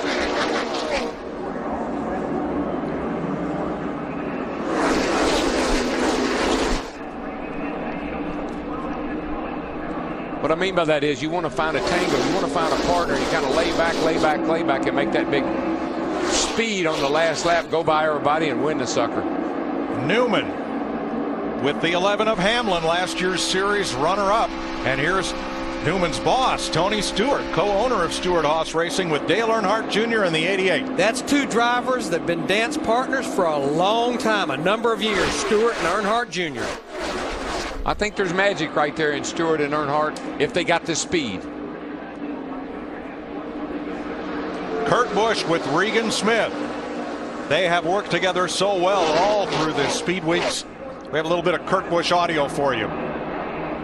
So 78, follow each other up through this pack. Time to stick together. That's all we got. Benford just had that conversation with him. He wants to be the pusher. Wants you to lead the way up through there. I need to push at some point, to maintain the pace to get us up in there, cool him down, and then he can push again. Okay, 10-4. Remember in 07, Kurt Busch pushed his then teammate Ryan Newman to win the 500. Well, remember here in the 150s, the 78 pushed the 22 across the finish line to win his 150. So, yeah, these guys know how to work together, and they got fast cars. 3 times Busch has been the runner-up in the 500. And Kurt Busch can become the first driver in the history of this speedway to win the Budweiser Shootout, the Gatorade Duel, and the 500 in the same speed weeks. Stephen Wallace has had a great race up till now. He's on pit road with 13 to go. Looks like it could be right front. It's I think he's got a right front tire cut down, looks like. Newman Hamlin. Chevy Toyota. And on the outside, Boyer, Busch, Chevy, Toyota. 2 Fords, the 6 and the 21 for Reagan and Bain. What will be the winning combination 13 laps from now? And they're wondering the same thing. They don't really know for sure right now. You know what you want to do. You know what you'd like to do, but things can change so quickly. You got to be willing to make a change and go with the best shot. And on the inside, here comes Stewart and Earnhardt, 2 Chevrolets. The 14 and the 88.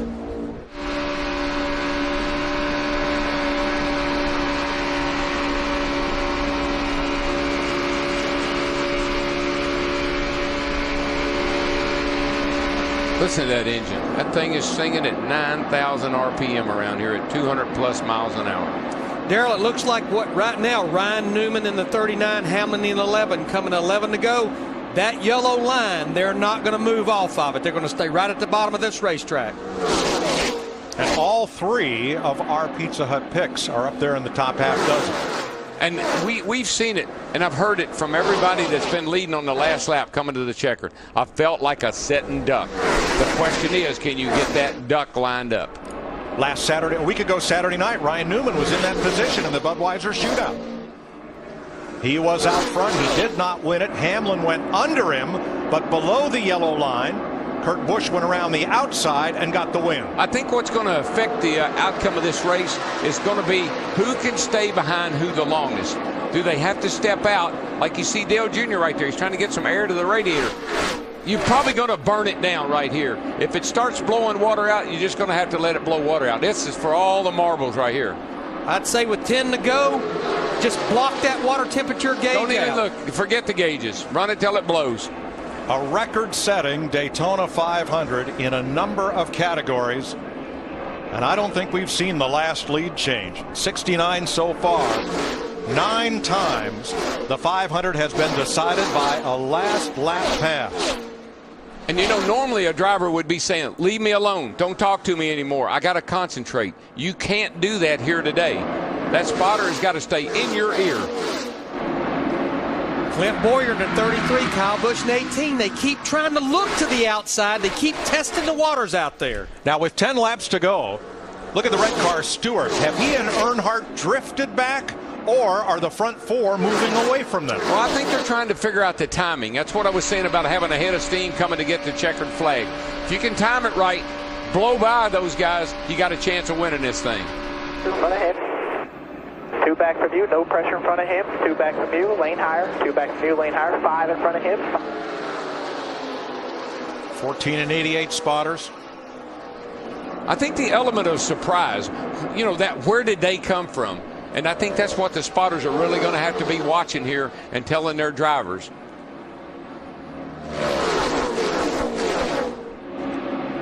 Lap car, Jamie McMurray, 7 cylinders for McMurray, continuing to log laps.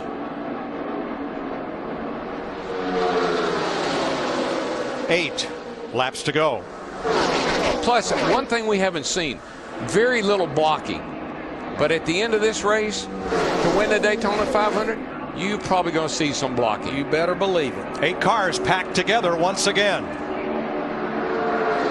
These guys right now are trying to set everything up. They're thinking about where do I want to go and what do I want to do. And we listen to Denny Hamlin. Get the 18, just push, don't pass. Yeah, I'm screaming at them to stay in line. Hamlin lost touch with Newman there for a bit, and look how quickly the outside column moved when that happened.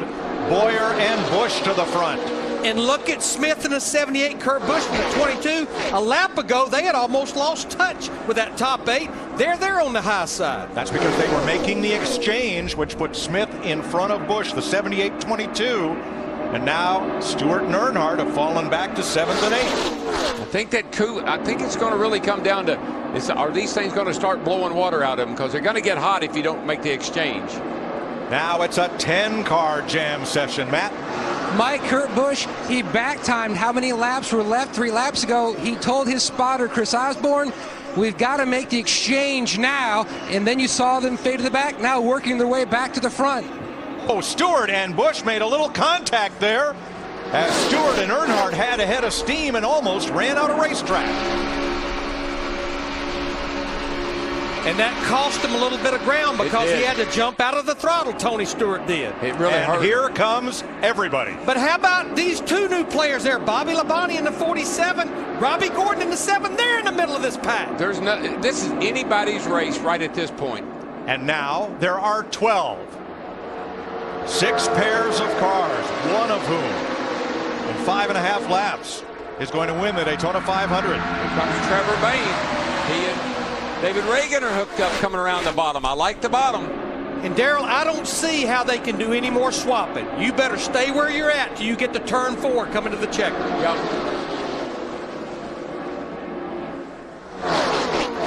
Catching that group, David Reagan and Trevor Bayne just laid down the fastest lap of this Daytona 500. 44.66 seconds. Yeah, the sun's gone down a little bit. It's cooled off a little bit. This is absolutely max speed now, and nobody's holding back now. And here they come again. Bayne in the 21, Reagan in the 6. Look at the run, that 11 and that 39. Hamlin and Newman are getting on the high side, and that's where Reagan in the 6 and Bayne in the 21 goes to the high Trevor side. Bayne has such a good sense about where the guy in front of him is going to go. What a great pusher he is. 3 wide right here at the line. Can they make it? 4 laps to go.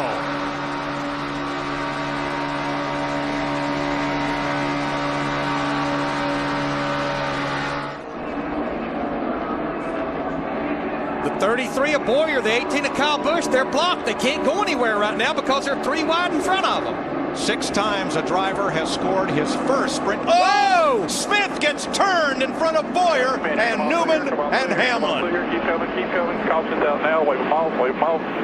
That's because Smith got a little bit of a gap between he and Busch slammed into him. You could see that starting to happen. Yeah, that's when they went in turn 1. I said, can they make it? And Ryan Newman's attempt to win his 2nd Daytona 500 may be thwarted right here. Regan Smith's car looks remarkably intact. The right side's really in bad shape. And here it is from the blimp.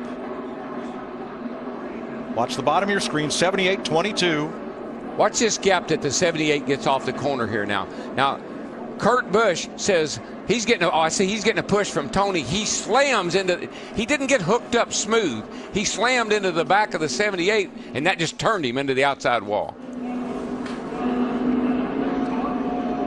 Dave Blaney scoots through. Hamlin was on the brakes, locking up. He's going to have to come to pit road because he's got flat spotted tires. But that was just from getting a little bit of a gap. And then Tony Stewart got behind Kurt Busch and just pushed him up, and he slammed into the back of Regan Smith in the 78 and turned him in the outside wall. Left front damage on Hamlin. The nose gone on Boyer's car. Left front damage to Newman. Right side damage to Smith. There you see it. It was almost guaranteed, Larry. I didn't see how they could keep pushing it like that, the way they were. 3 wide this late in the day. That's the 2 cars that's led to most laps in this Daytona 500, Ryan Newman and Clint Boyer. And Regan Smith, what a wonderful day he had up to wonderful there. Week. Great. You see right there, that was just too hard of a hit. Even though it's on the straightaway, these cars are harder to control down the straightaway than they are in the corner with the banking. Newman and Boyer have made pit stops, and they are able to continue. Now Hamlin has a flat tire. He will pit this time. Yeah, he flat spotted his tires trying to miss this deal going down the back. Bam. Regan Smith turned in front of Boyer and Newman. Nowhere to go. Kyle Busch got some damage as well, left front fender. Let's ride through this with Dale Earnhardt Jr. One in front of him, half. He's to him, he's to him.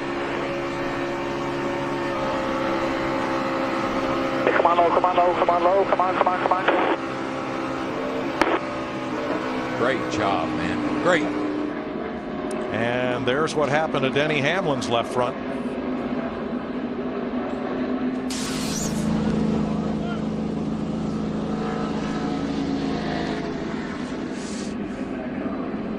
And the pace car picks up the Roush Fenway Ford of David Reagan and the Wood Brothers Ford of Trevor Bayne. My gosh. And then right behind them, the Busch boys. Kyle and Kurt Busch running 3rd and 4th right now.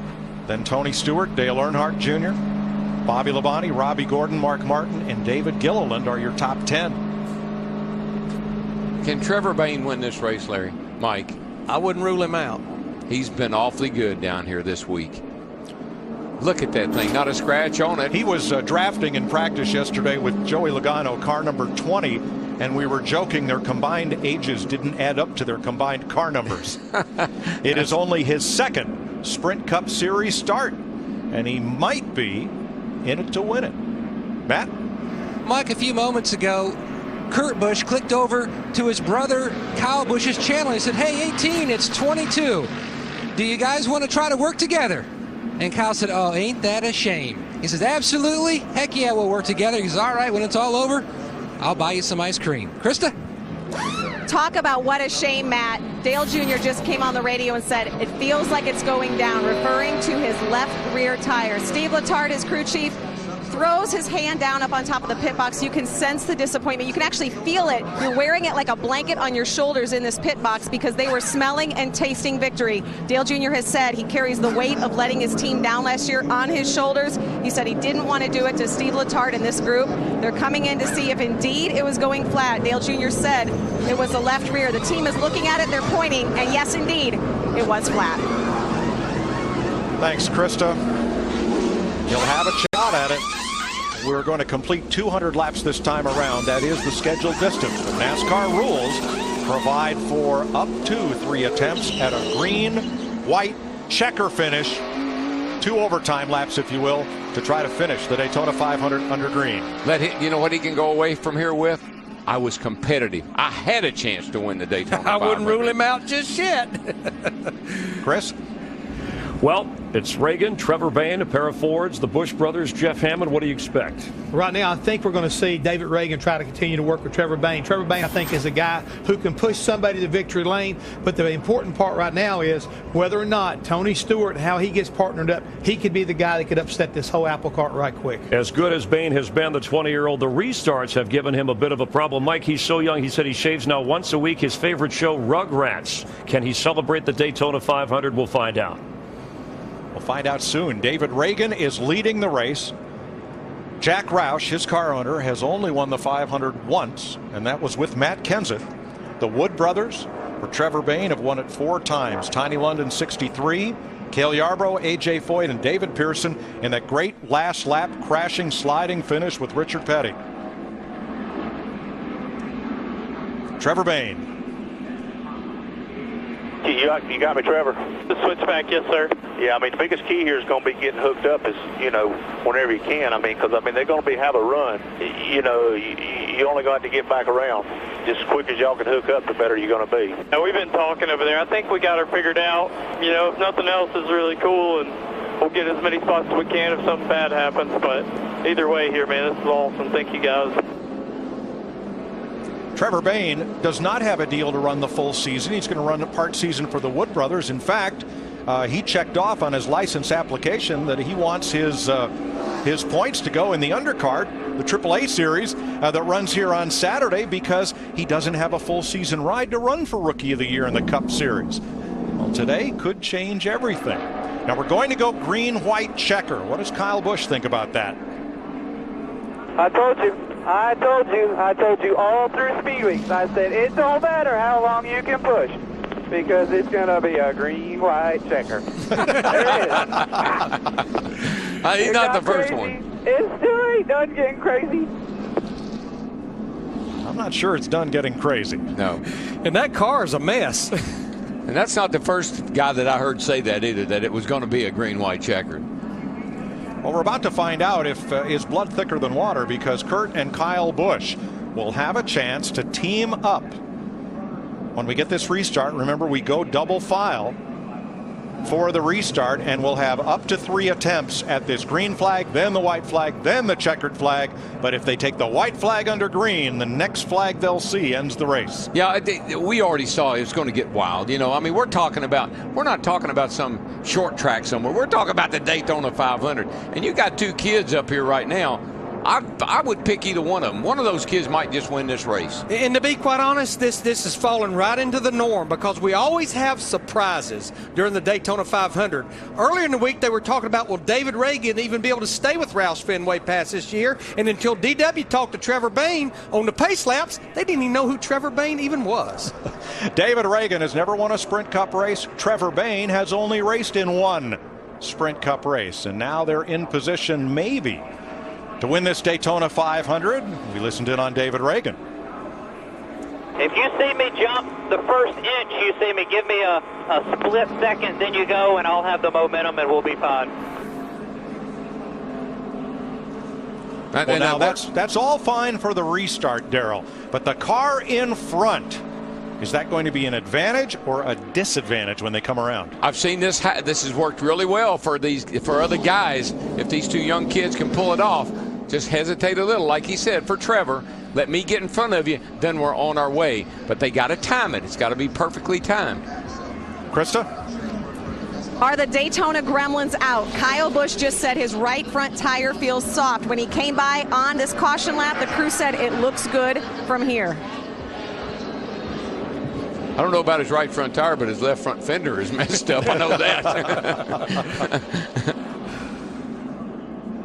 Bobby Labonte is up there among the KG veterans. He is 6th. They'll wave green. The next lap we'll see the white, and then hopefully the checkered flag to finish the Daytona 500. Last year we took 2 tries at the green-white checker, going a total of 8 extra laps to finish off the 500. When I look up here and there's Kurt Busch, I mean, he's sitting there in 3rd trying to go for all 3, have a trifecta. But the guy that's the best in this situation is running 4th in that 14 car.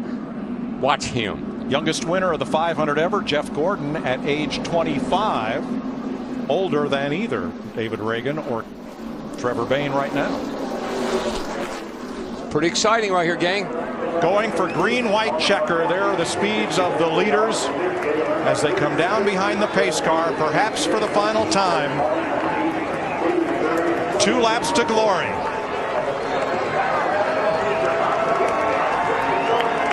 Green flag. Perfect. Good hesitation. Now if they can get hooked up and push. And Tony timed it a little better, but can Bobby Labonte get up there to help Tony Stewart, or is he a man alone? He's in no man's land. I just don't know if he can hang out there. But look at the 2 Busch brothers, Kurt Busch in the 22 and Kyle Busch in the 18, working the high side. I'm hearing they're going, oh, we got a car around. Got a car around right Bobby there. Gordon saves it. But the 6 is being black flagged, passing before the start-finish line. And a car on the wall. Newman again. Ryan Newman hits the wall. Junior. Truex and Junior. Oh, no, and here's Truex. Caution is out. Dadgum. Caution is out there, yeah.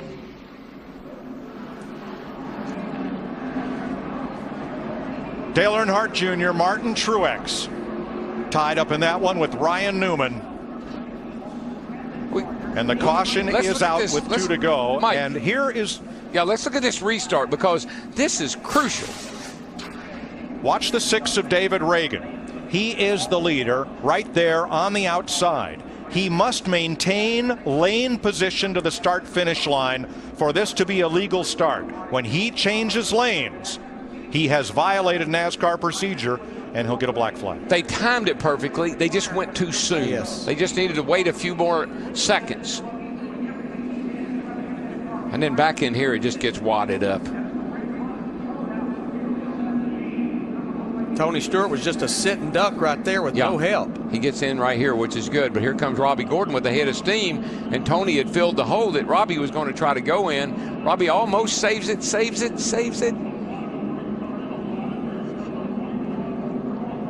So Gordon's down and off the racetrack. What happens behind them? A.J. Allmendinger got into Ryan Newman, who got into the wall, who collected Truex, came across, and Junior spun. It's like some drivers were checking up, some were not. No pressure there anywhere you want to go. Spinning up there, go high, go high. Watch that 7. Oh, he's coming, come back, come on. No caution, come on. Slow, come on. There you go. Hold the brake. We're in, guys.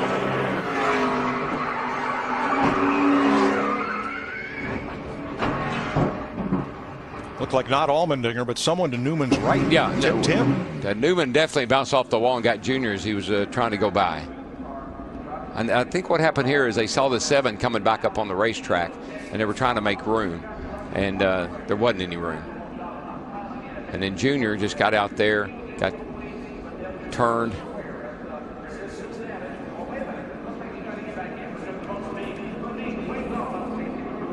Now Kyle Busch has come to pit road. So has Clint Boyer, and so has Ryan Newman, with a lot of damage to Newman's car. Now, David Reagan in the 6th, there you see his crew chief, Drew Blickensderfer. He was ignoring the black flag, and the last time by, they gave him the black flag with the white cross, which means you can keep going, but we're not going to score you, but we're here, and he will come to pit road this time. They usually give you 3 laps, and I mean, they don't have to even do that these days. That was back in the day when we couldn't communicate, but they usually give you 3 laps to respond. It is the leader's responsibility to bring the field down at speed and start the race on the flag, the signal from the starter. But NASCAR rules, you must maintain lane position until you cross the start-finish line, and Reagan simply changed lanes too soon. Now, Robbie Gordon figured in this because, watch the orange car, bottom of the screen. He got up against Stewart after a little push from Gilliland, makes a nice save down here, and then tries to come back up on track. But the car control, Robbie Gordon in that 7 had down on the apron through turn 2, unbelievable. Yeah, Regan Smith was trying to move over a little bit to give Robbie room to get back on the racetrack, and when he did, he got into Ryan. Robbie comes up, everybody moves a little. Wow, hard hit for Ryan Newman and for Dale Jr. Yeah, there's no safer barrier down that back straightaway. Starts right there where Junior just hit, so pretty tough lick. And a big thank you to all of our NASCAR on Fox cameramen and replay technicians. They've had a busy day today with 16 caution flags. Now, David Reagan not happy about the call, but pretty cut and dried, Darrell. No, yeah, it's not even an interpretation. Tony was outside of you. You'll be all right. That's just so sad for that kid. But you're going to blend back out wherever you come out. Just don't speed on pit road. Do not.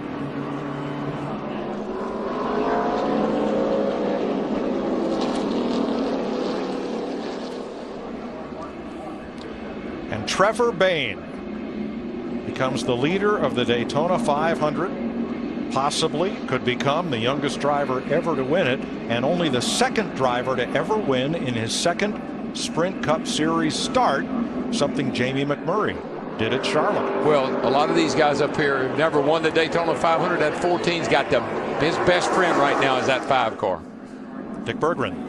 Trevor Bayne is being told to save fuel. They are on the edge with fuel. I've talked to Mike Smith, the gas man, who has been with the Wood brothers for 21 years. He said he got all the fuel in the car, but it may not be enough to get Trevor Bayne to the checkered flag. You know, when we were talking earlier, the last time they pitted, could they make it the rest of the way? And we said, you know, yeah, they can. And there was a caution. You said, oh, they're plenty safe now. But we're going into 5 laps here now, 6 laps. This will be our second attempt to go green, then white, then checker.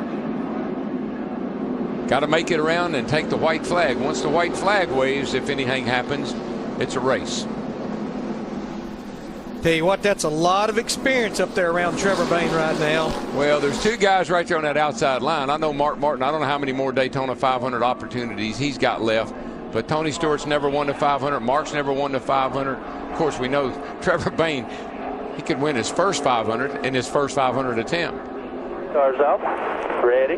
Tony Stewart's won the pole for the Indy 500. He's won the IRL championship. Twice the Sprint Cup championship. He's won everything at Daytona. 47 with you. Still with you. Still with you. Bottom of. And coming through the middle, Kurt Busch. Now down to the inside. Bobby Labonte in that 47 gave Trevor Bayne a heck of a push. Now all they can do is try to hug the bottom of the racetrack and protect. I like what I tell you, that 22 though is coming in with a head of steam, and Juan Pablo right on him. Looks like Tony and Mark might have I don't know if they got enough time to get back up there or not. I don't think they do. Dale Jr. checked and released at the infield care center. They'll face the white flag when they come around to decide the 53rd Daytona 500. Rookie Trevor Bayne in his second Sprint Cup start will lead them to a white flag with Bobby Labonte. Here comes Kurt Busch and Juan Montoya. Carl Edwards in fifth. And we know Kurt Busch and Montoya is going to make a move. DW, when will they make it? I don't think they're going to make it till turn 4. I mean, we keep hearing about I'm a setting duck when I'm leading this thing.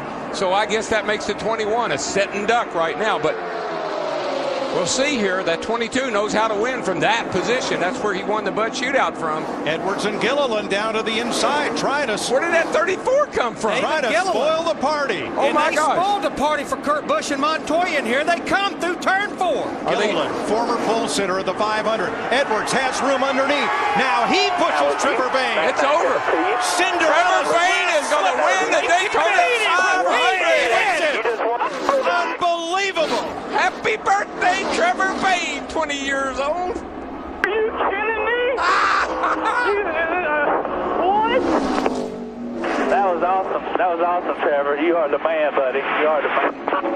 Everybody coming inside, congratulating you here. Awesome job. Saw Leonard Wood down on pit road where he stood in 76 when Pearson won it. There's Leonard, who with Glenn and Delano, they're the Wood brothers. Oh my goodness. First win in 10 years for what is now a part-time team out of Stewart, Virginia and Concord, North Carolina.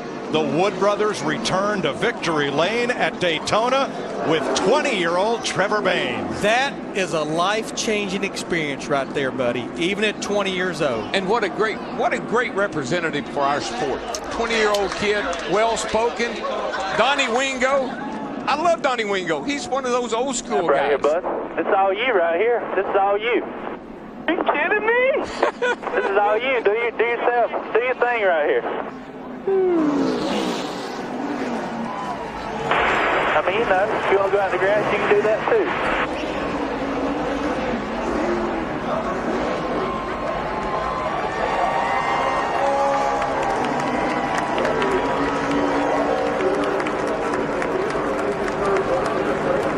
They might be saying, I think this is how you do it.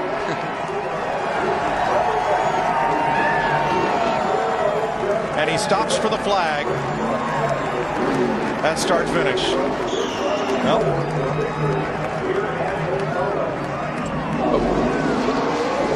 Remember, he got tied up in a crash on Thursday. They had to do a lot of work to keep this car in the 500 and not go to a backup. The red, the white, the gold numbers look just like the Mercury that Pearson drove into victory lane after finishing the race in the grass in 1976 after a collision with Richard Petty in turn 4. Look at this celebration. This is unbelievable. This is fairy tale stuff. This is like once upon a time. The glass slipper fit. It did, man. It did. Watch the spoiler, watch the spoiler. Watch the spoiler. Yeah, right. Oh, my word. Can you believe it? Oh, yes!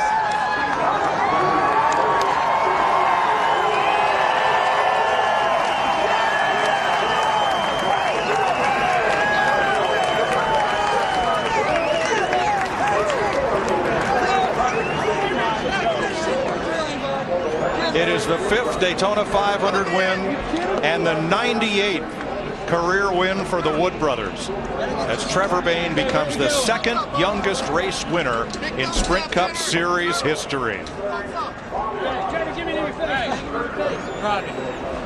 job, man.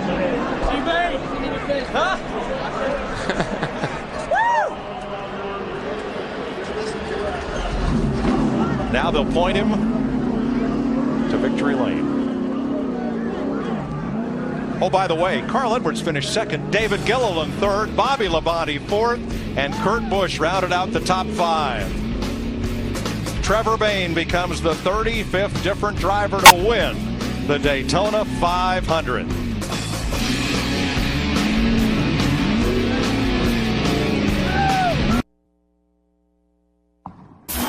Promotional considerations provided by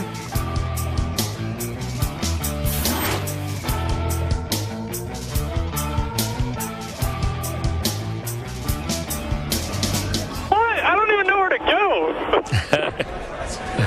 Daytona 500 winner Trevor Bayne at age 20 in his 2nd race ever at the Cup level, and he'll find his way to victory lane as we welcome you live on Fox to the Sprint post-race show from the Daytona 500. His hero Jeff Gordon, and on a record-setting day at the Daytona 500, Trevor the hero. Let's go down live to victory lane.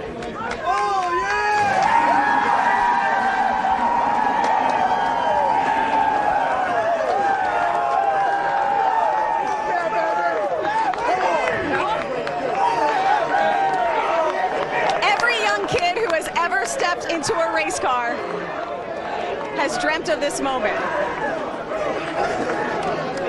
But what happens when you're a kid yourself? Just 20 years old yesterday. Travis, I'm going to say some words to you. You're a Daytona 500 winner. Has it sunk in? No, I keep thinking I'm dreaming. I really do. I mean, we said a prayer before, and we pray a lot and we expect a lot of things, but this just shows how powerful God is. And man, I'm so thankful for the job that these guys did on this race car, because it's unbelievable. I mean, this thing is our first 500. Are you kidding me? To win our first one, our 2nd ever Cup race. I mean, this is just incredible. I mean, I can't thank the guys that worked with me all day enough. I mean, there were 10, 15 different drivers that pushed us. Carl helped us there to get across the line. I don't know what happened with David there at that one point, but wow, this is unbelievable. I mean, these guys, Ford Motorcraft, the Wood brothers. How cool is it to see the Wood brothers back there in victory lane? We got Leonard over here. He is the man.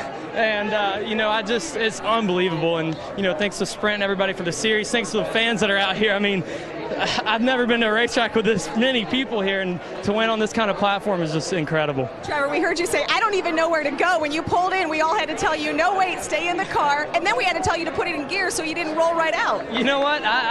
It's crazy to get my first Cup win before a nationwide win, but I didn't know how to get to victory lane. But we'll find our way back, hopefully, because this is, man, I'm telling you what, this is incredible. And I believe the King is here as well to congratulate you, as is the Wood brothers.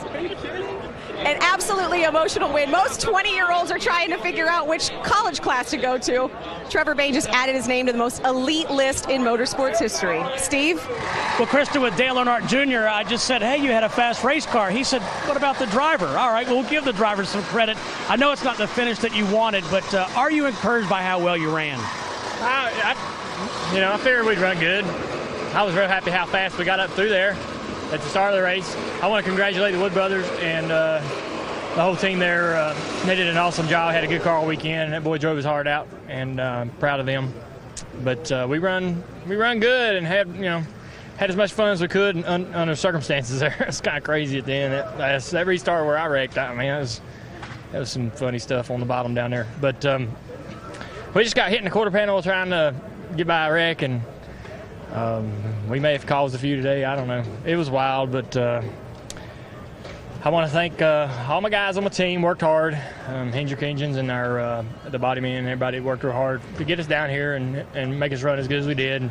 Just shame we couldn't get a good finish for them. We'll see you at Phoenix, Jr. Matt Yoakum. Steve, Carl Edwards listened in on Trevor Bayne's celebration and excitement in victory lane. You remember your first win. You almost got your first 500 win today. What happened on that last lap? I need to see a replay. But I just have to say thank you to Aflac, thank you to Scott's, Ford. That's Ford's 600th win. And Trevor Bayne, you guys, is a good guy. He is a cool guy. And It's not worth it listening to him how excited he is, but it sure is neat to hear him how excited he is. And the fans are great here. I need to see a replay. I thought that maybe Gilliland and I had enough steam that we could go to the outside of Trevor and get him, but I didn't. Trevor's car was fast, and that's a wild Daytona 500, guys. Great way to start the year for Carl Edwards, second here in Daytona. Dick? David Reagan almost won the Daytona 500. Tell us about the heartbreak. It'll take us a long time to get over this one, Dick. First of all, thank you to UPS and everyone for our support for the 2011 season. But, we fired in the box, and I guess NASCAR just, in their judgment, moved down to the bottom lane too early. I felt like that I hadn't committed the whole way, as I see it on the replay here. It's pretty clear I'm down there, but my left side tires aren't on the yellow line. So I need to go over and have a talk with Mike Elton or some of the guys if they can explain to me what I did wrong. It'll be a hard lesson to learn, but thanks to Trevor. He was my pushing buddy all day. If it wasn't for him, I wouldn't have been up there, but our UPS team's strong, and looks like the Ford teams are back on top. David Reagan came so close, Mike. That he did, but to see Glenn and Leonard Wood in victory lane, where they last stood in 1976, Trevor Bayne brings them across to become the 7th driver to score his first Sprint Cup win in the biggest race of the season, the Daytona 500. What a day. All the bump drafting and all the teaming and two-timing and tangoing. And it all comes down to a fellow who didn't have any bad habits to unlearn. I want to show you my bio sheet on Trevor Bayne. It's blank. But not after today. I think Jeff Gordon recognized something in this kid on Thursday, and he worked with him. And when Jeff Gordon says, you're good enough to run with me, you're also good enough to win the Daytona 500. The Wood brothers, who doesn't love the Wood brothers, Larry? And they're in victory circle. You won't hear anybody deny, not even Carl Edwards that finished second, the Wood brothers or Trevor Bayne winning this race. This just goes to show you there's so many young kids out there that grow up through racing. They just dream of going to Daytona, and now Trevor Bayne, it'll be with him the rest of his life. He's a Daytona 500 winner. A wonderful day for he and the Wood brothers. A great finish for David Gilliland. Rookie Stephen Wallace finishes on the lead lap. Wow. And David Pearson, who Trevor Bayne met for the first time in our studio last evening on Speed, Darrell. David going into the Hall of Fame. That was the Wood brothers' last Daytona 500 win. You put all that together. What a day. Yeah, you look at that car, and it's flawless. It doesn't have a scratch on it. Kurt, a great way to start this season with the 53rd Daytona 500, and now it's on to Phoenix. But we have found a challenger to Jimmy Johnson for the championship. All right, no, we don't want to rush him yet, but it was really the Daytona 520, right? We had a second overtime, a 5th time in the last 7 years that we've gone to a green-white checker. Where did a guy like Trevor Bayne come from? Well, we're real close to the magical kingdom. It does prove that dreams do come true around here. It really is. It's something magical. This kid showed some muscle, showed a lot of composure all weekend long, all the way back to the dual 150 when he and Jeff Gordon worked together, exclusively, and had a very good finish. And even though they crashed on the final lap, they were able to repair this car with the help of Roush Fenway and everybody in the Wood brothers. They worked on the car. It just goes to show you hard work and patience do pay off. And guts from Trevor Bayne. Remember, Dick Bergen reported, hey, they were risky on fuel towards the end with the second overtime, but Ford finishes 1, 2, 3 at the 53rd running of the Daytona 500. Let's go back down to the track. Matt Yoakum. The Daytona 500, the last lap, Kurt Busch from turn 2 to the finish. What chess move could you have done differently? I needed to be on the bottom. I was trying to protect the middle. Spotter's like, watch out, here they come. And it just didn't seem like me and Montoya could get enough steam built up as far as just the run, but I was in perfect position. I had Montoya pushing, I was running third. I made a mistake. I needed to be on the bottom side of the racetrack, and it's tough. We came all this way and came up a little shy, but all in all, the points stay, we'll take it. But to have a run at history is pretty special. We tried to block it out all day. We had to fight through adversity. But for Shell and Pennzoil and Dodge, this was a great way to start off. AAA, those guys are great. Coca-Cola, it's great to have them on our program. And everybody that's on board, I'm really looking forward to the rest of the year. It's amazing. The season's going to start now. We're getting Daytona over with. So real happy with this 5th. All in all, just to make a mistake on the last lap, I'm going to be the one that's got the sour feeling in my stomach. What a speed week for Kurt Busch. A first, and a 5th. Well, you had an eventful day. It didn't start out so well, did it? But it certainly ended up all right. You know, our M&M's Camry took a beating today. I think everybody's car did, but so proud of the guys. You know, they kept digging all day. We spent probably the most time on pit road today, but we got out of here with a good 8th place finish. So we can smile about that. With as much rough handling and wrecks and blown motors and everything else that was going on today that made it crazy and wild for everybody up in the stands and on TV with Fox, you know, it was a good race for us. You know, we can't complain. And I would like to have gotten with my brother there at the end and tried to help push him, but unfortunately we had a tire rub there. We came down and fixed it, made sure we didn't have any bigger problems than what we already had. So again, thanks Joe Gibbs Racing and all the guys at M&M's and Toyota. Now Kyle Busch made a lot out of a difficult situation, finished 8th today. Every parent wants their child to achieve their dreams, whether they put them in basketball or singing or motorsports. Your son, Stephanie, just achieved the ultimate dream. What does this mean to you? I can't even put into words what it means to me and what it means to him, because he has worked so hard since he was little. You know, to get here and in the stands with 50 to go, I just kept thinking, just let him finish the race. Just let him finish the race. I never dreamed he'd be here. Well, what did he say to you when you came into victory lane? I haven't really gotten to talk to him yet because this has been going crazy. So I haven't, he just looked at me and hugged me, and we haven't even got to talk. Could you see in his eyes, though, what this meant to him? I could see, yeah. Yeah, it's unreal. He had a birthday yesterday. I said, happy birthday, Trevor. The best birthday present we could ever think of. Chris? All right, thanks very much. And on a record-setting day at Daytona, and, of course, the youngest Daytona 500 winner eclipsing Jeff Gordon, who was the guy who talked to him, who helped him this week, called him his idol. Leaders, 22, record here. Lead changes, 74, record here. And the cautions, 16, made it the second slowest Daytona 500 ever. But don't tell that to Trevor Bayne. It's number one in his heart. And what a story. I think it tells you that you can come from anywhere, the millions and millions of people who drive, the best of the biggest race, and this guy made it happen. And we talked about in our pre-race, this kid was going to wind up being a superstar. Well, today, he just climbed the ladder right to the top, right on the get-go. Can you believe it? I mean, you take a look at people who won the first Sprint Cup win here at Daytona, guys like Tiny Lund, Mario Andretti, Pete Hamilton, Michael Waltrip, Trevor Bayne, Sterling Morrow. It's an incredible list, and so many of these people right here, I mean, again, they owe so much to this one track and what this event does for their career. The Great American Race. Coming up on Fox, programming you will enjoy. And then we have next Sunday in Phoenix, noon Pacific, 3 Eastern. Last year the race won when Ryan Newman overtook Jeff Gordon on that 1 mile track out in the desert. So we hope you tune in for that. We'll see if Trevor can hang with the big boys early. Jeff Gordon, Jimmy Johnson taken out on lap 29 in that 15-car wreck. You saw Dale Earnhardt Jr. fighting to the end with Tony Stewart. If you want more post-race coverage live from Daytona, you can check out Victory Lane on Speed or enjoy the programming as we continue here on Fox. But Trevor Bayne, talk about not just in racing, he can etch his name up there with the greats in sports. Youngest quarterback to win a Super Bowl, Ben Roethlisberger. Youngest golfer to win a Masters, Tiger Woods. And the youngest driver to win the Great American Race, the Daytona 500, 20-year-old Trevor Bayne. Daytona repaved and re-energized on a day when 43 of the best drivers in the world came together with one goal. It was that man in a second overtime, Trevor Bayne, surviving to win the Great American Race. For our entire gang, thanks for watching NASCAR on Fox. Long may you run, long may you run, although these changes have come. Boogity, boogity, boogity, let's go racing, boys!